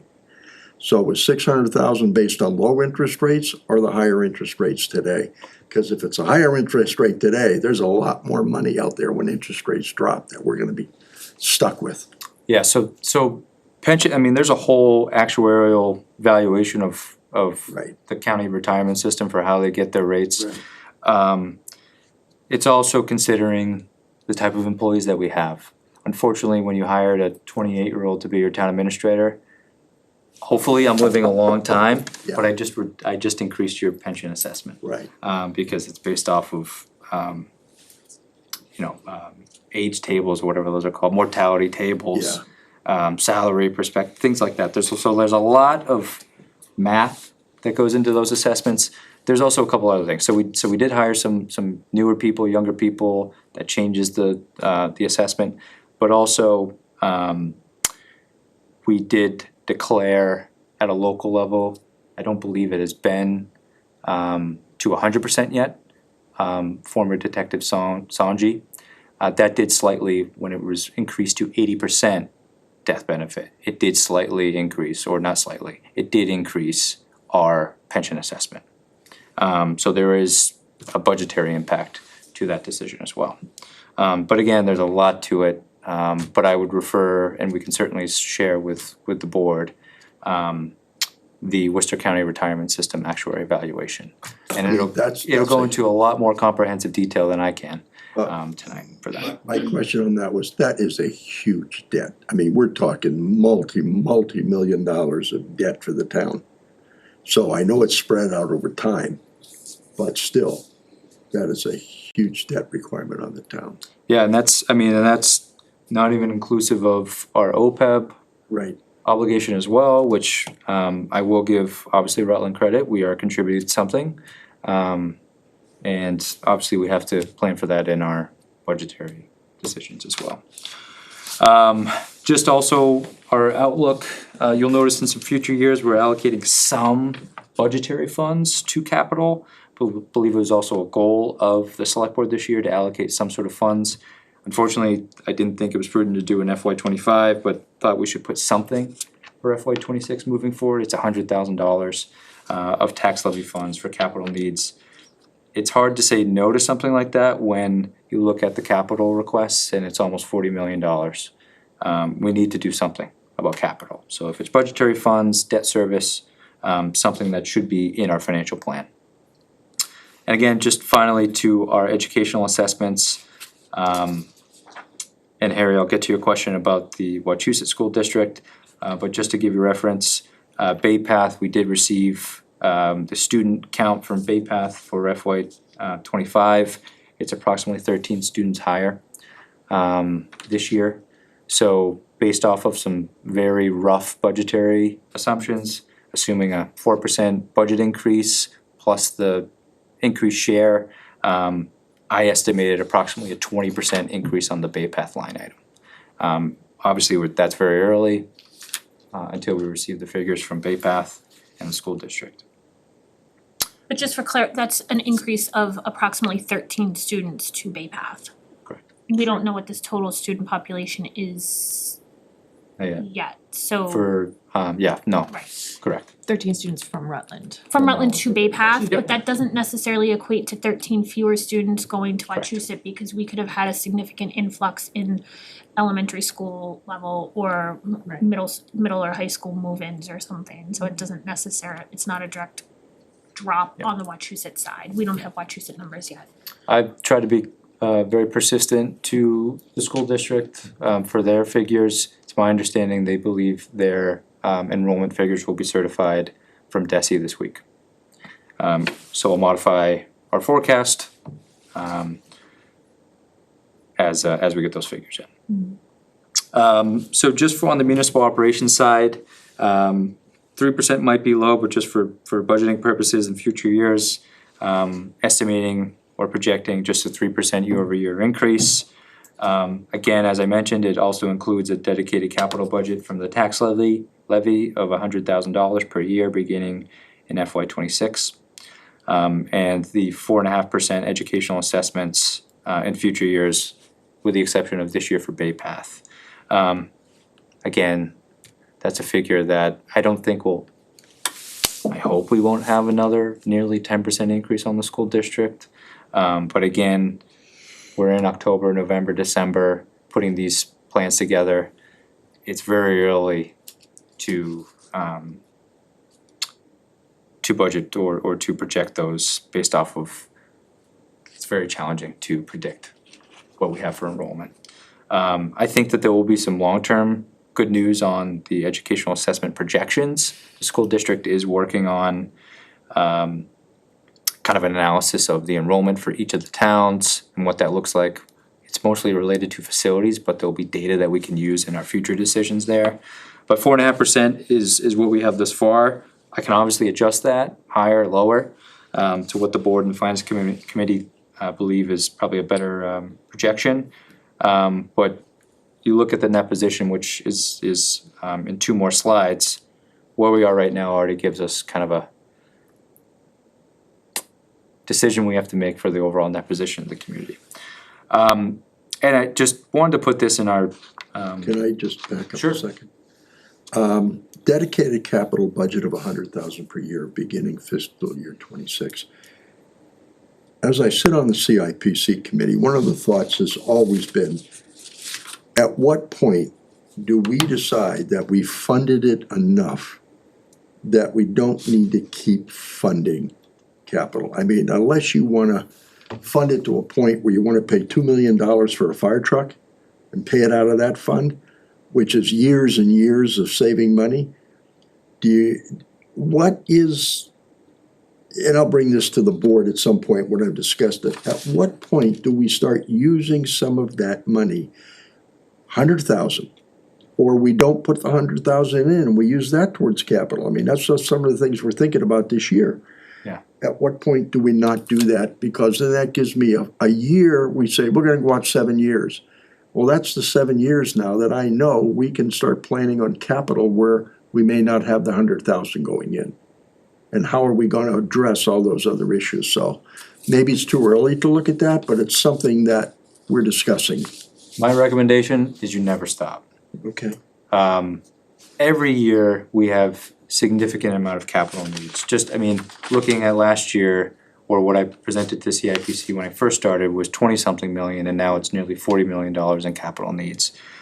We should always be, I think it's been a great practice to put 5% of free cash into our capital stabilization fund. We should have budgetary capital initiatives as well for replacement of kind of the smaller equipment, things that probably won't be rated by CIPC anyways, but maybe we can fund through general fund capital. But we have lots of buildings that have lots of needs, and that's including the schools as well.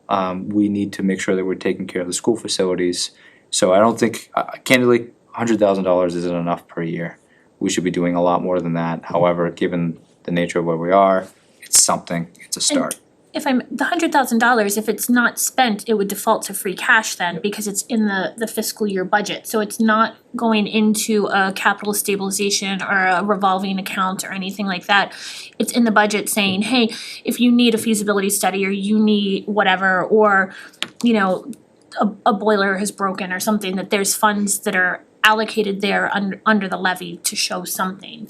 So it's not like that long-term savings, to your point, as that in 7 years, you're gonna have $700,000, because ideally it would be spent, that line item would be spent down every year.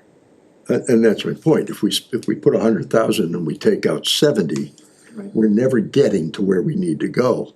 So maybe looking at where that amount is really material, because, and that's part of our budget. We've got, $370-some thousand sitting there, I believe. And don't quote me on that, but about 370. So if we put it up, that's 470. That's $500,000. That's an ambulance. Do we, if we're in really hard times, do we buy an ambulance so it doesn't require us to borrow? And then start all, so that's the hard part of what we're looking at, trying to figure that out. Right. What are the big expenditures that we know are gonna come, and how do we start putting stuff, allocating it for that purpose, that capital purpose, instead of just the 100,000 line item? I think. But candidly, my thoughts on the $100,000 line item are for the expenditures under 25,000 that again aren't rated by CIPC, but they are capital items. So we had to do an abatement of mold in the wood studio. This would be a line item that would be perfect for that kind of project. So improvements to facilities that especially maybe are more of an emergency nature or need to happen during that fiscal year, I think we'll easily spend the $100,000. I think if it's increased, we'll spend more just based off of the year-to-year needs that we have from a capital perspective. Emergency maintenance of vehicles, especially on the fire trucks, parts are very expensive. Or the DPW vehicles, parts are very expensive. Having a dedicated capital line item, and I would imagine that this would come in the form of, all right, we have $100,000 in FY26. Let's allocate a certain percent of that to each department for dedicated capital line items. Maybe obviously something for a future discussion as we get into that further, but again, I think that's a start to commit budgetary funds every year for capital. So what we're talking about, maybe I'm reading it wrong, what you're talking about is the capital budget, not the capital stabilization fund. Correct. Okay. Correct. Cause that's 0.5% a year. And yeah, Is and that's from free cash. Yeah. Funding that as well. Okay. And I think one of the things that, part of the reason we've gotten ourselves in town into the trouble that we have with capital is we've had this mentality that we can save our way into getting projects done. And all that happens then is very little money goes into any sort of savings and the cost just continues to explode. So we are saving for, I'm just hypothetically saying, a ladder truck that's $2 million when we have all these other things that are ongoing, but we need to save that $2 million. It really becomes $4 million by the time we have $2 million. So we never are actually there. So I think that this is a way to kind of triage some of those smaller things as well as the more emergency kind of things that come up throughout the year. But I think to Austin's point, and I think to see what CIPC is working on also is really getting a handle on what the capital needs are of town as a whole and how we can address those, because we can't just continue to bury our head in the sand and pretend that we don't have money. just can't go out and borrow $20 million to fix things in 1 year. Right. So Right. yeah, it's gonna require some borrowing, throughout the time, but. And that's my last bullet point is in the treasurer collector or in our undistributed expenses line item is our debt service. You'll notice in the forecast, we have some projects that are falling off in terms of debt service. Again, just related to capital, we should be looking at the status of our facilities and budgeting for, and I'm just saying, for example, a debt exclusion, but we should be budgeting for either design costs associated with building improvements, design costs associated with new buildings or additions. And just, for example, some of the buildings that I think are a concern to me, and I think the department heads are the community center, senior center, the public safety facility, and obviously the town hall complex. But again, every building, including the schools, have needs and could be funded through debt service to make those improvements to those. So this is what it looks like in terms of our expense forecast. This is obviously very condensed to what you have from a spreadsheet. But community operations, capital budget, and our educational assessments add up to our total spend. And to get to the last slide, puts us in our net positions every year. Right now, based off of those very conservative and preliminary estimates, our net position for FY25 is just over $350,000 deficit. But again, prior years, we would be budgeting for using free cash. I'm just saying I'm being higher on that, let's say approximately $300,000. If we budget for that, our deficit would only be just around $54,000. And again, that's based off of a 3% budget increase, 20% 4.5% Wachusett School District. As we go through this process, it could go lower, it could go higher, but that's where we are right now from financial forecast perspective. And there's no increased debt service in this at this point. Actually, no, I did fill the gap. I kept their debt service level, assuming if the board did decide to do that. So that could be a benefit that would be approximately $150,000 in non-debt service payments as well. And I think we have to have that conversation also as far as the benefit, the cost benefit analysis of maintaining that level of debt, what that does to our credit rating as a town, what it does to the stability of the town to have the fluctuations in valuation and everything. I kept it level just in the budget for now. Obviously, if there's no projects that are identified or if we're in a position where we're not ready to borrow yet, that could obviously be eliminated from the budget. But our expenditures is just high level based off of total spend and did a 3% on that. The reason I ask is I'm really concerned as we go forward about the capital infrastructure that we're gonna be dealing with going forward. Just enormous amounts of money, enormous.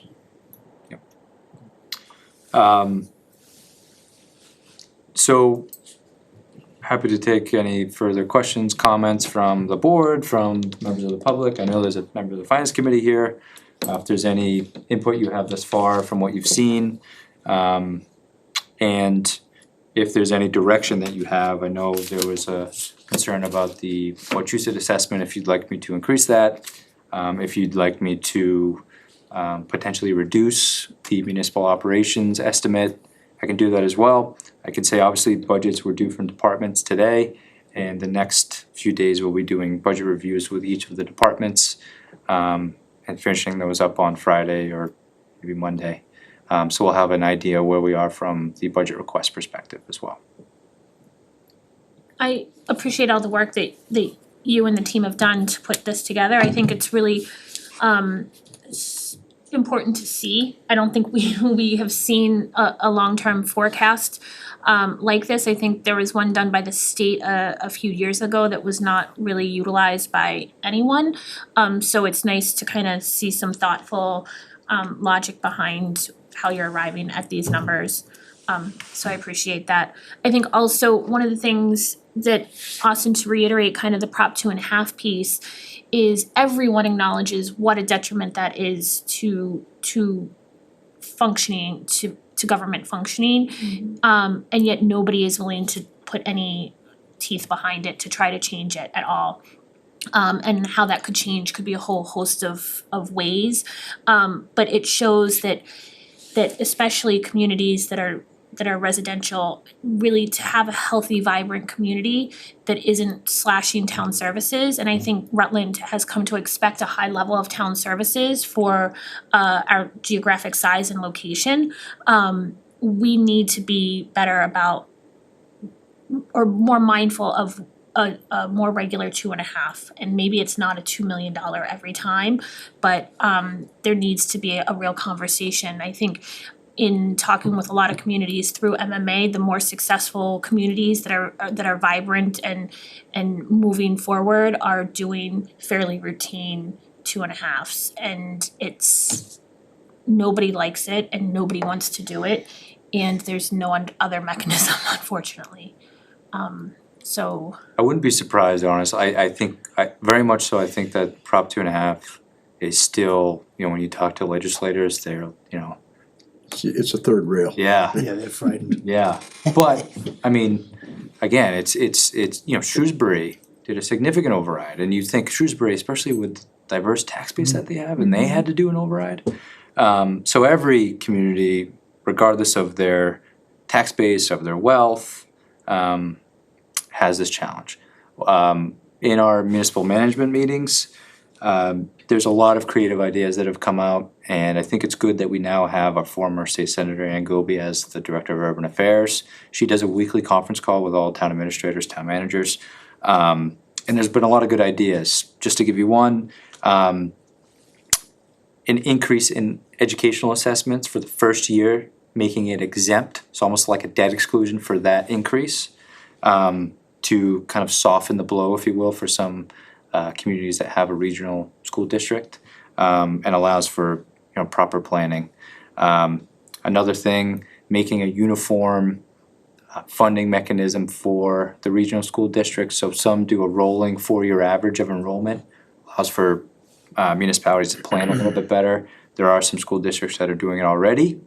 Something that may be worth considering at the local level, but it's also some advocacy at the state level. So for example, our 78 student increase last year, that would be calculated into the average for the prior 4 years, but it obviously wouldn't be such a large swing for FY24. You would be able to kind of plan for that over 3 or 4 years. So there's a lot of creative solutions there, nothing perfect, but I do think that from a revenue perspective, I think that there's some things, I do think that there's some good news coming. I think once Heights gets up and running and we see building, we'll be in a better perspective on the tax levy side. We are also still not budgeting for cannabis excise. We have, I think, one dispensary was supposed to open this month, hopefully soon. Once money comes in there, that's 3% of sales there. So we'll have some alternative revenue sources. But again, we're always gonna be challenged by, state tells us what we can and can't do. But we have to be creative for how we fund programs, or think a little bit differently for how we pay for programs as well.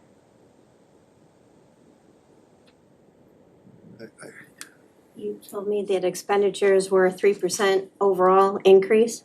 Did you take into account the steps, the matrix increases, and all of the contractual increases? Perfect, thank you. I just wanted to make sure those were in there as well as the 3%, so that's the thing. Perfect. So just, the budget instructions, I think, were sent out to Select Board Finance Committee as well. Candidly, I think our wage matrix needs a lot of work. So the instructions that were sent out to departments were to maintain the step, but do a COLA, because I think a COLA is where we can be a little bit more creative or hopefully generous on some things. We do also have a natural inequity with where people are placed along the wage scale. The percent increase between steps is 4.5%, which, you know, Prop 2.5 plus new growth, 4%, just what we're paying people at 4.5% makes a natural challenge from a perspective. So what we've instructed departments is maintain the step, but budget for a COLA. And that COLA obviously is subject to what we think we can reasonably afford, but we are budgeting for a wage increase. I'm not worried about that, I mean, for the financial forecast. Yep, that's in here. That's so all of their steps and everything, cause we had the big brouhaha last year about steps, and we don't wanna get back to where we're not giving them, and then we have another brouhaha. Yep.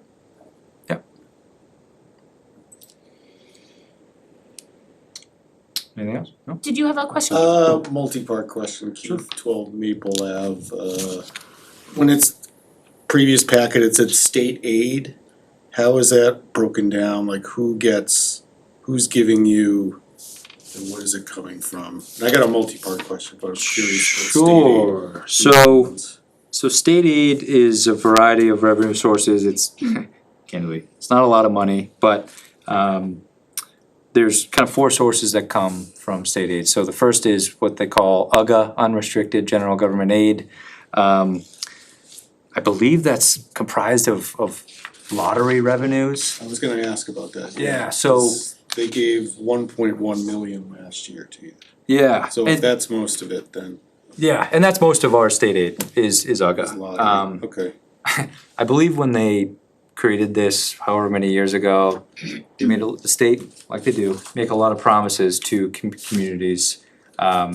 This is gonna be a great new revenue source, it'll be significant, like 100%. It never ended up being 100%. I can't even remember what it's at right now, maybe 40-50% of what they get for lottery revenue comes back to the cities and towns. But that's kind of the bulk of our state aid. Okay. We also get reimbursements for veterans benefits that we provide to veterans in the community. Our abatements and exemptions that kind of were highlighted tonight. There's certain reimbursements that we get for veterans as well and the elderly. And then also the pilot revenue. So the state-owned land, there's a kind of a formula that they come up with. The amount of land that they own in your municipality, they provide a payment in lieu of taxes. And for last year, it was just under $90,000. Okay. So that, all that added up, it's just over 1 million for UGA, just under $4,000 for veterans benefits, just over $9,000 for exemptions, and then just under $90,000 for state-owned land to the tune of $1.1 million in state aid. Okay.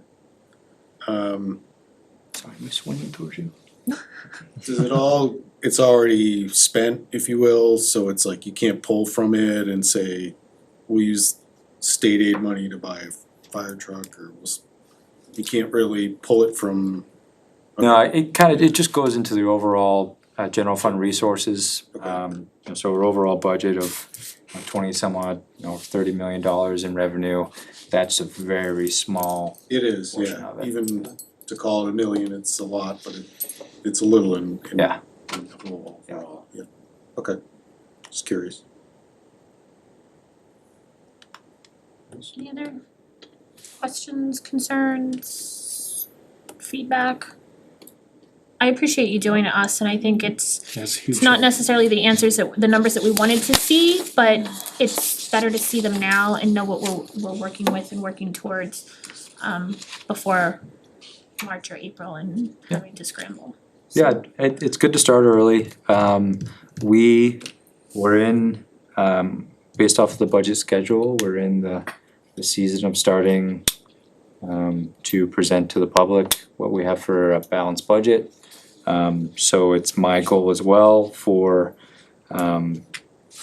if not your next meeting, the meeting after, to present the initial preliminary budget Obviously, there's some assumptions that we're going to make on some things, but we have received most, if not all, of the department requests. I haven't checked my email since I left the office, but we'll put that into the forecast, we'll put that into the model, but we'll also put it into our budget document that we'll share with the public for us to start the budget process, which is exciting, so. And if I, sorry, Yep. I was just gonna say, just feedback on the putting free cash in automatically to balance the budget. I appreciate seeing it without to see what the true number is.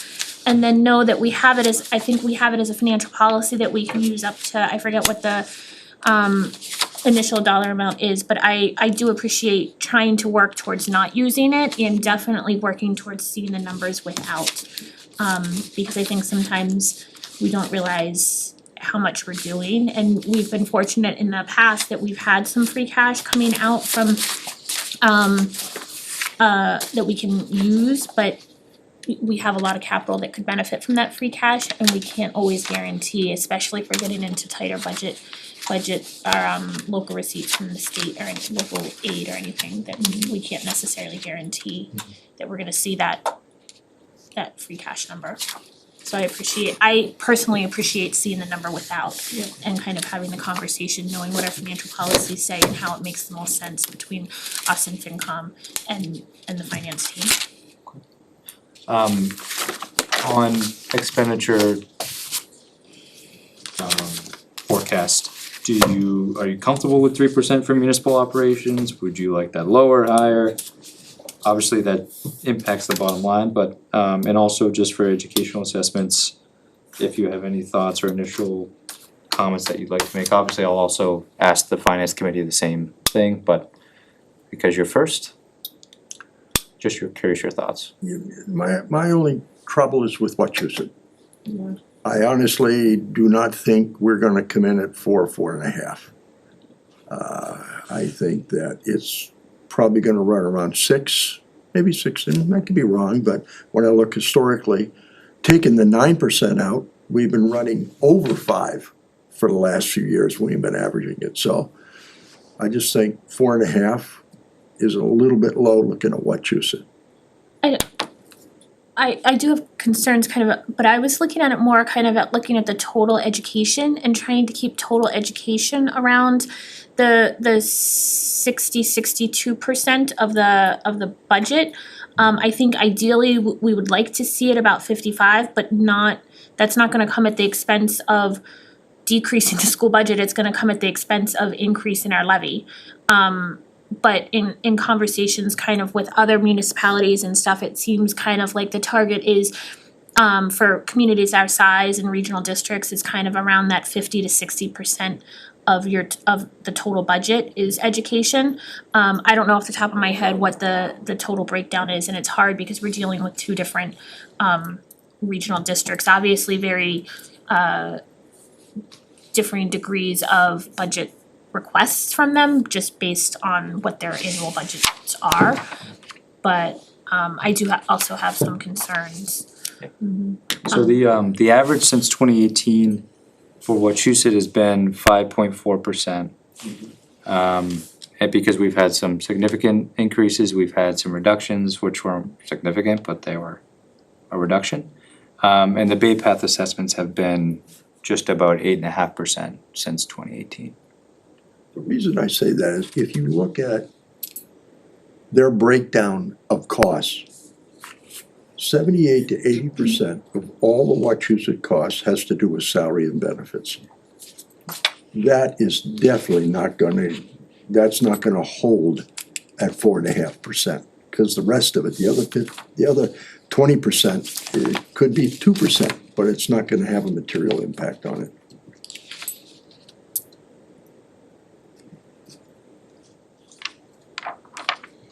And I know going up even 0.5% will have a material change on those numbers. Yeah. Yeah.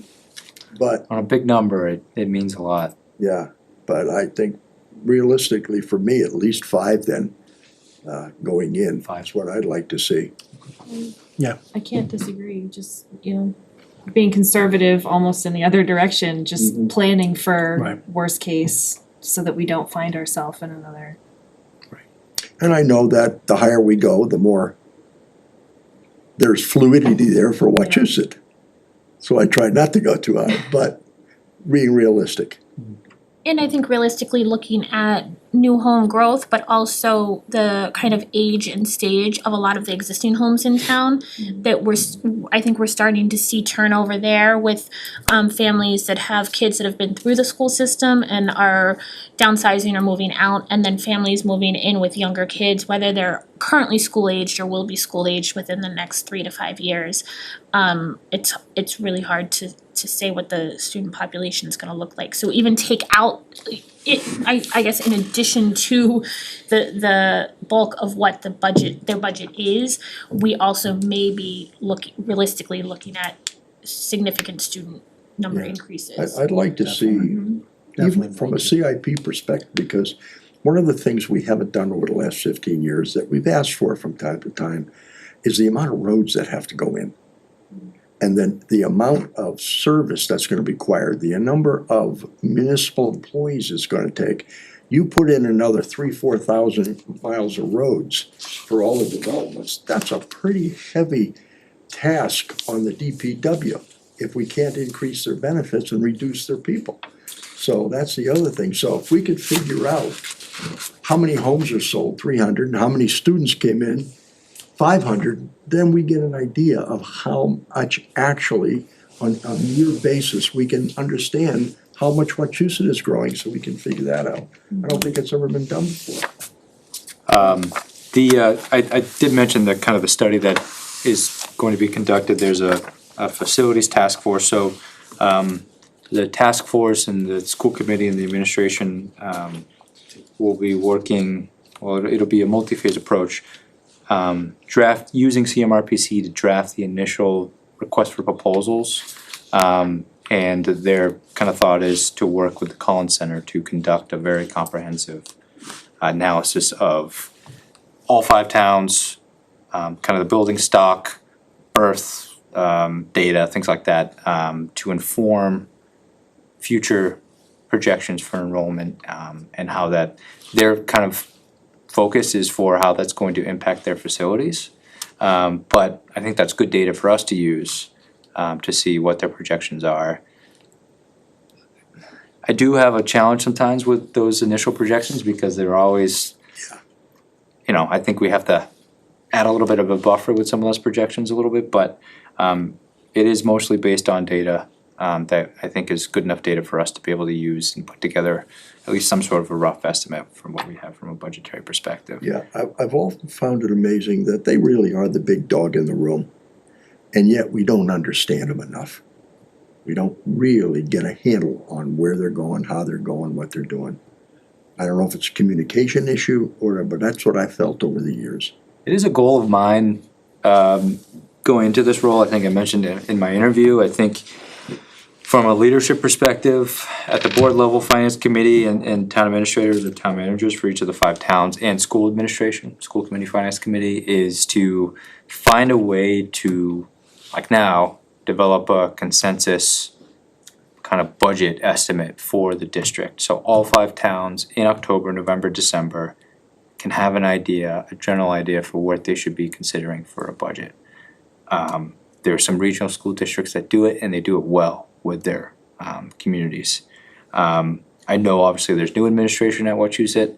I think Dr. Riley has done a great job from working with town administrators. He's been very transparent. We have monthly meetings. Our next meeting is tomorrow, hoping I can get that enrollment figure.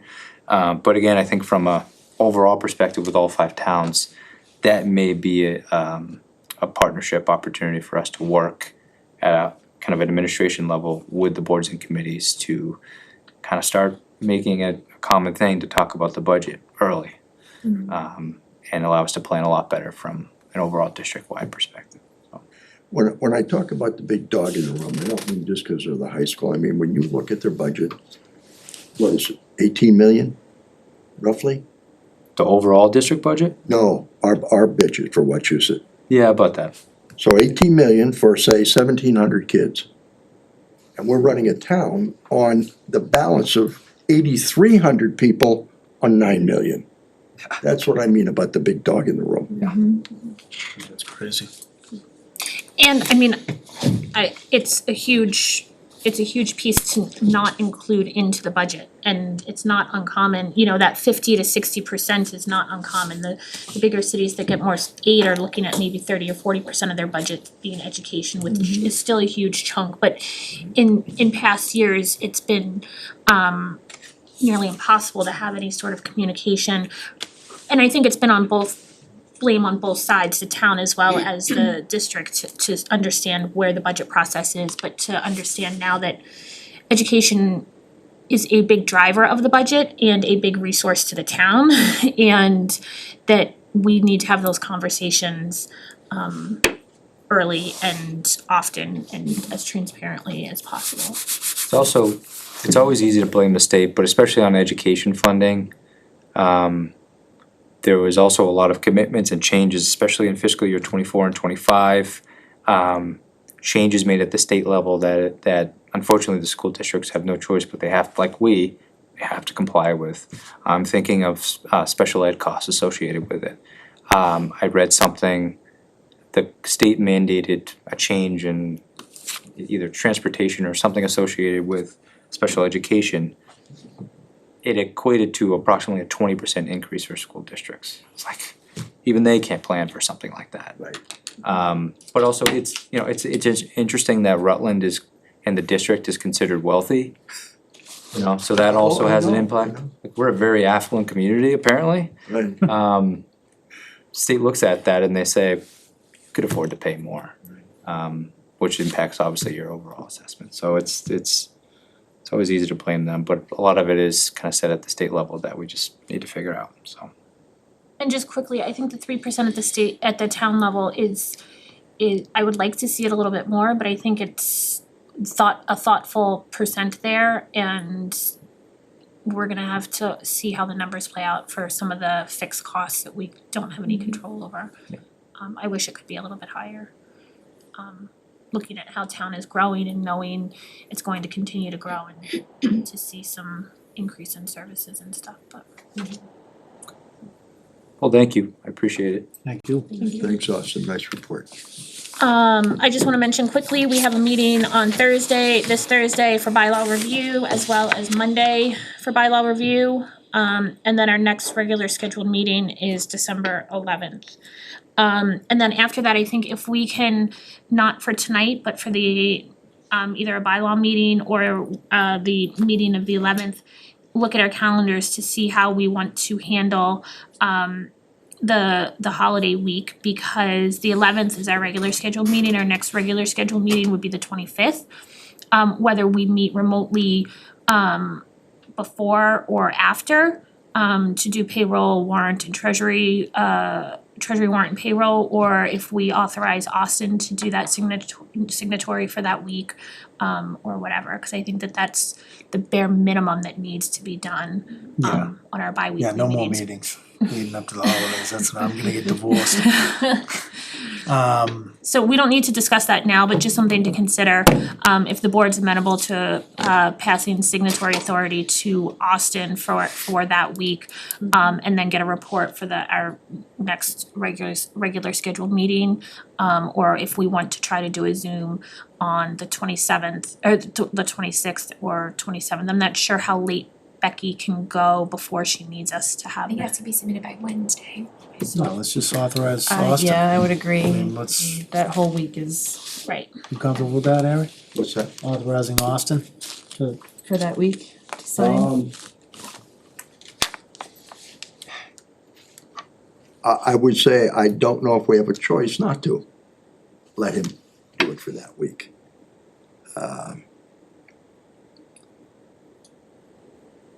Yeah, if it's just for that week, he knows how I feel. If it's just for that week, I'm okay for that one. Yeah, if you'd like, I could add it to the December 11th agenda so the board can make a motion. and Yeah, then if you- that'll be, Yeah. If you that'll don't be an mind. official But I piece just of wanted to business. put it out there as, so everybody can kind of think about it and look at calendars and everything. If we were to meet as a board, I would recommend a Zoom only meeting, but I would also be very happy to pass that signatory authority to Austin. So we can discuss and have a motion. Is there any other business to come before the board? Hearing none, I will take a motion to adjourn. Make a motion to adjourn tonight's meeting. Is there a second? Second. Roll call, Harry. Aye. Ledger I. Galvin, aye. Whitman, aye. We're adjourned at 8:44.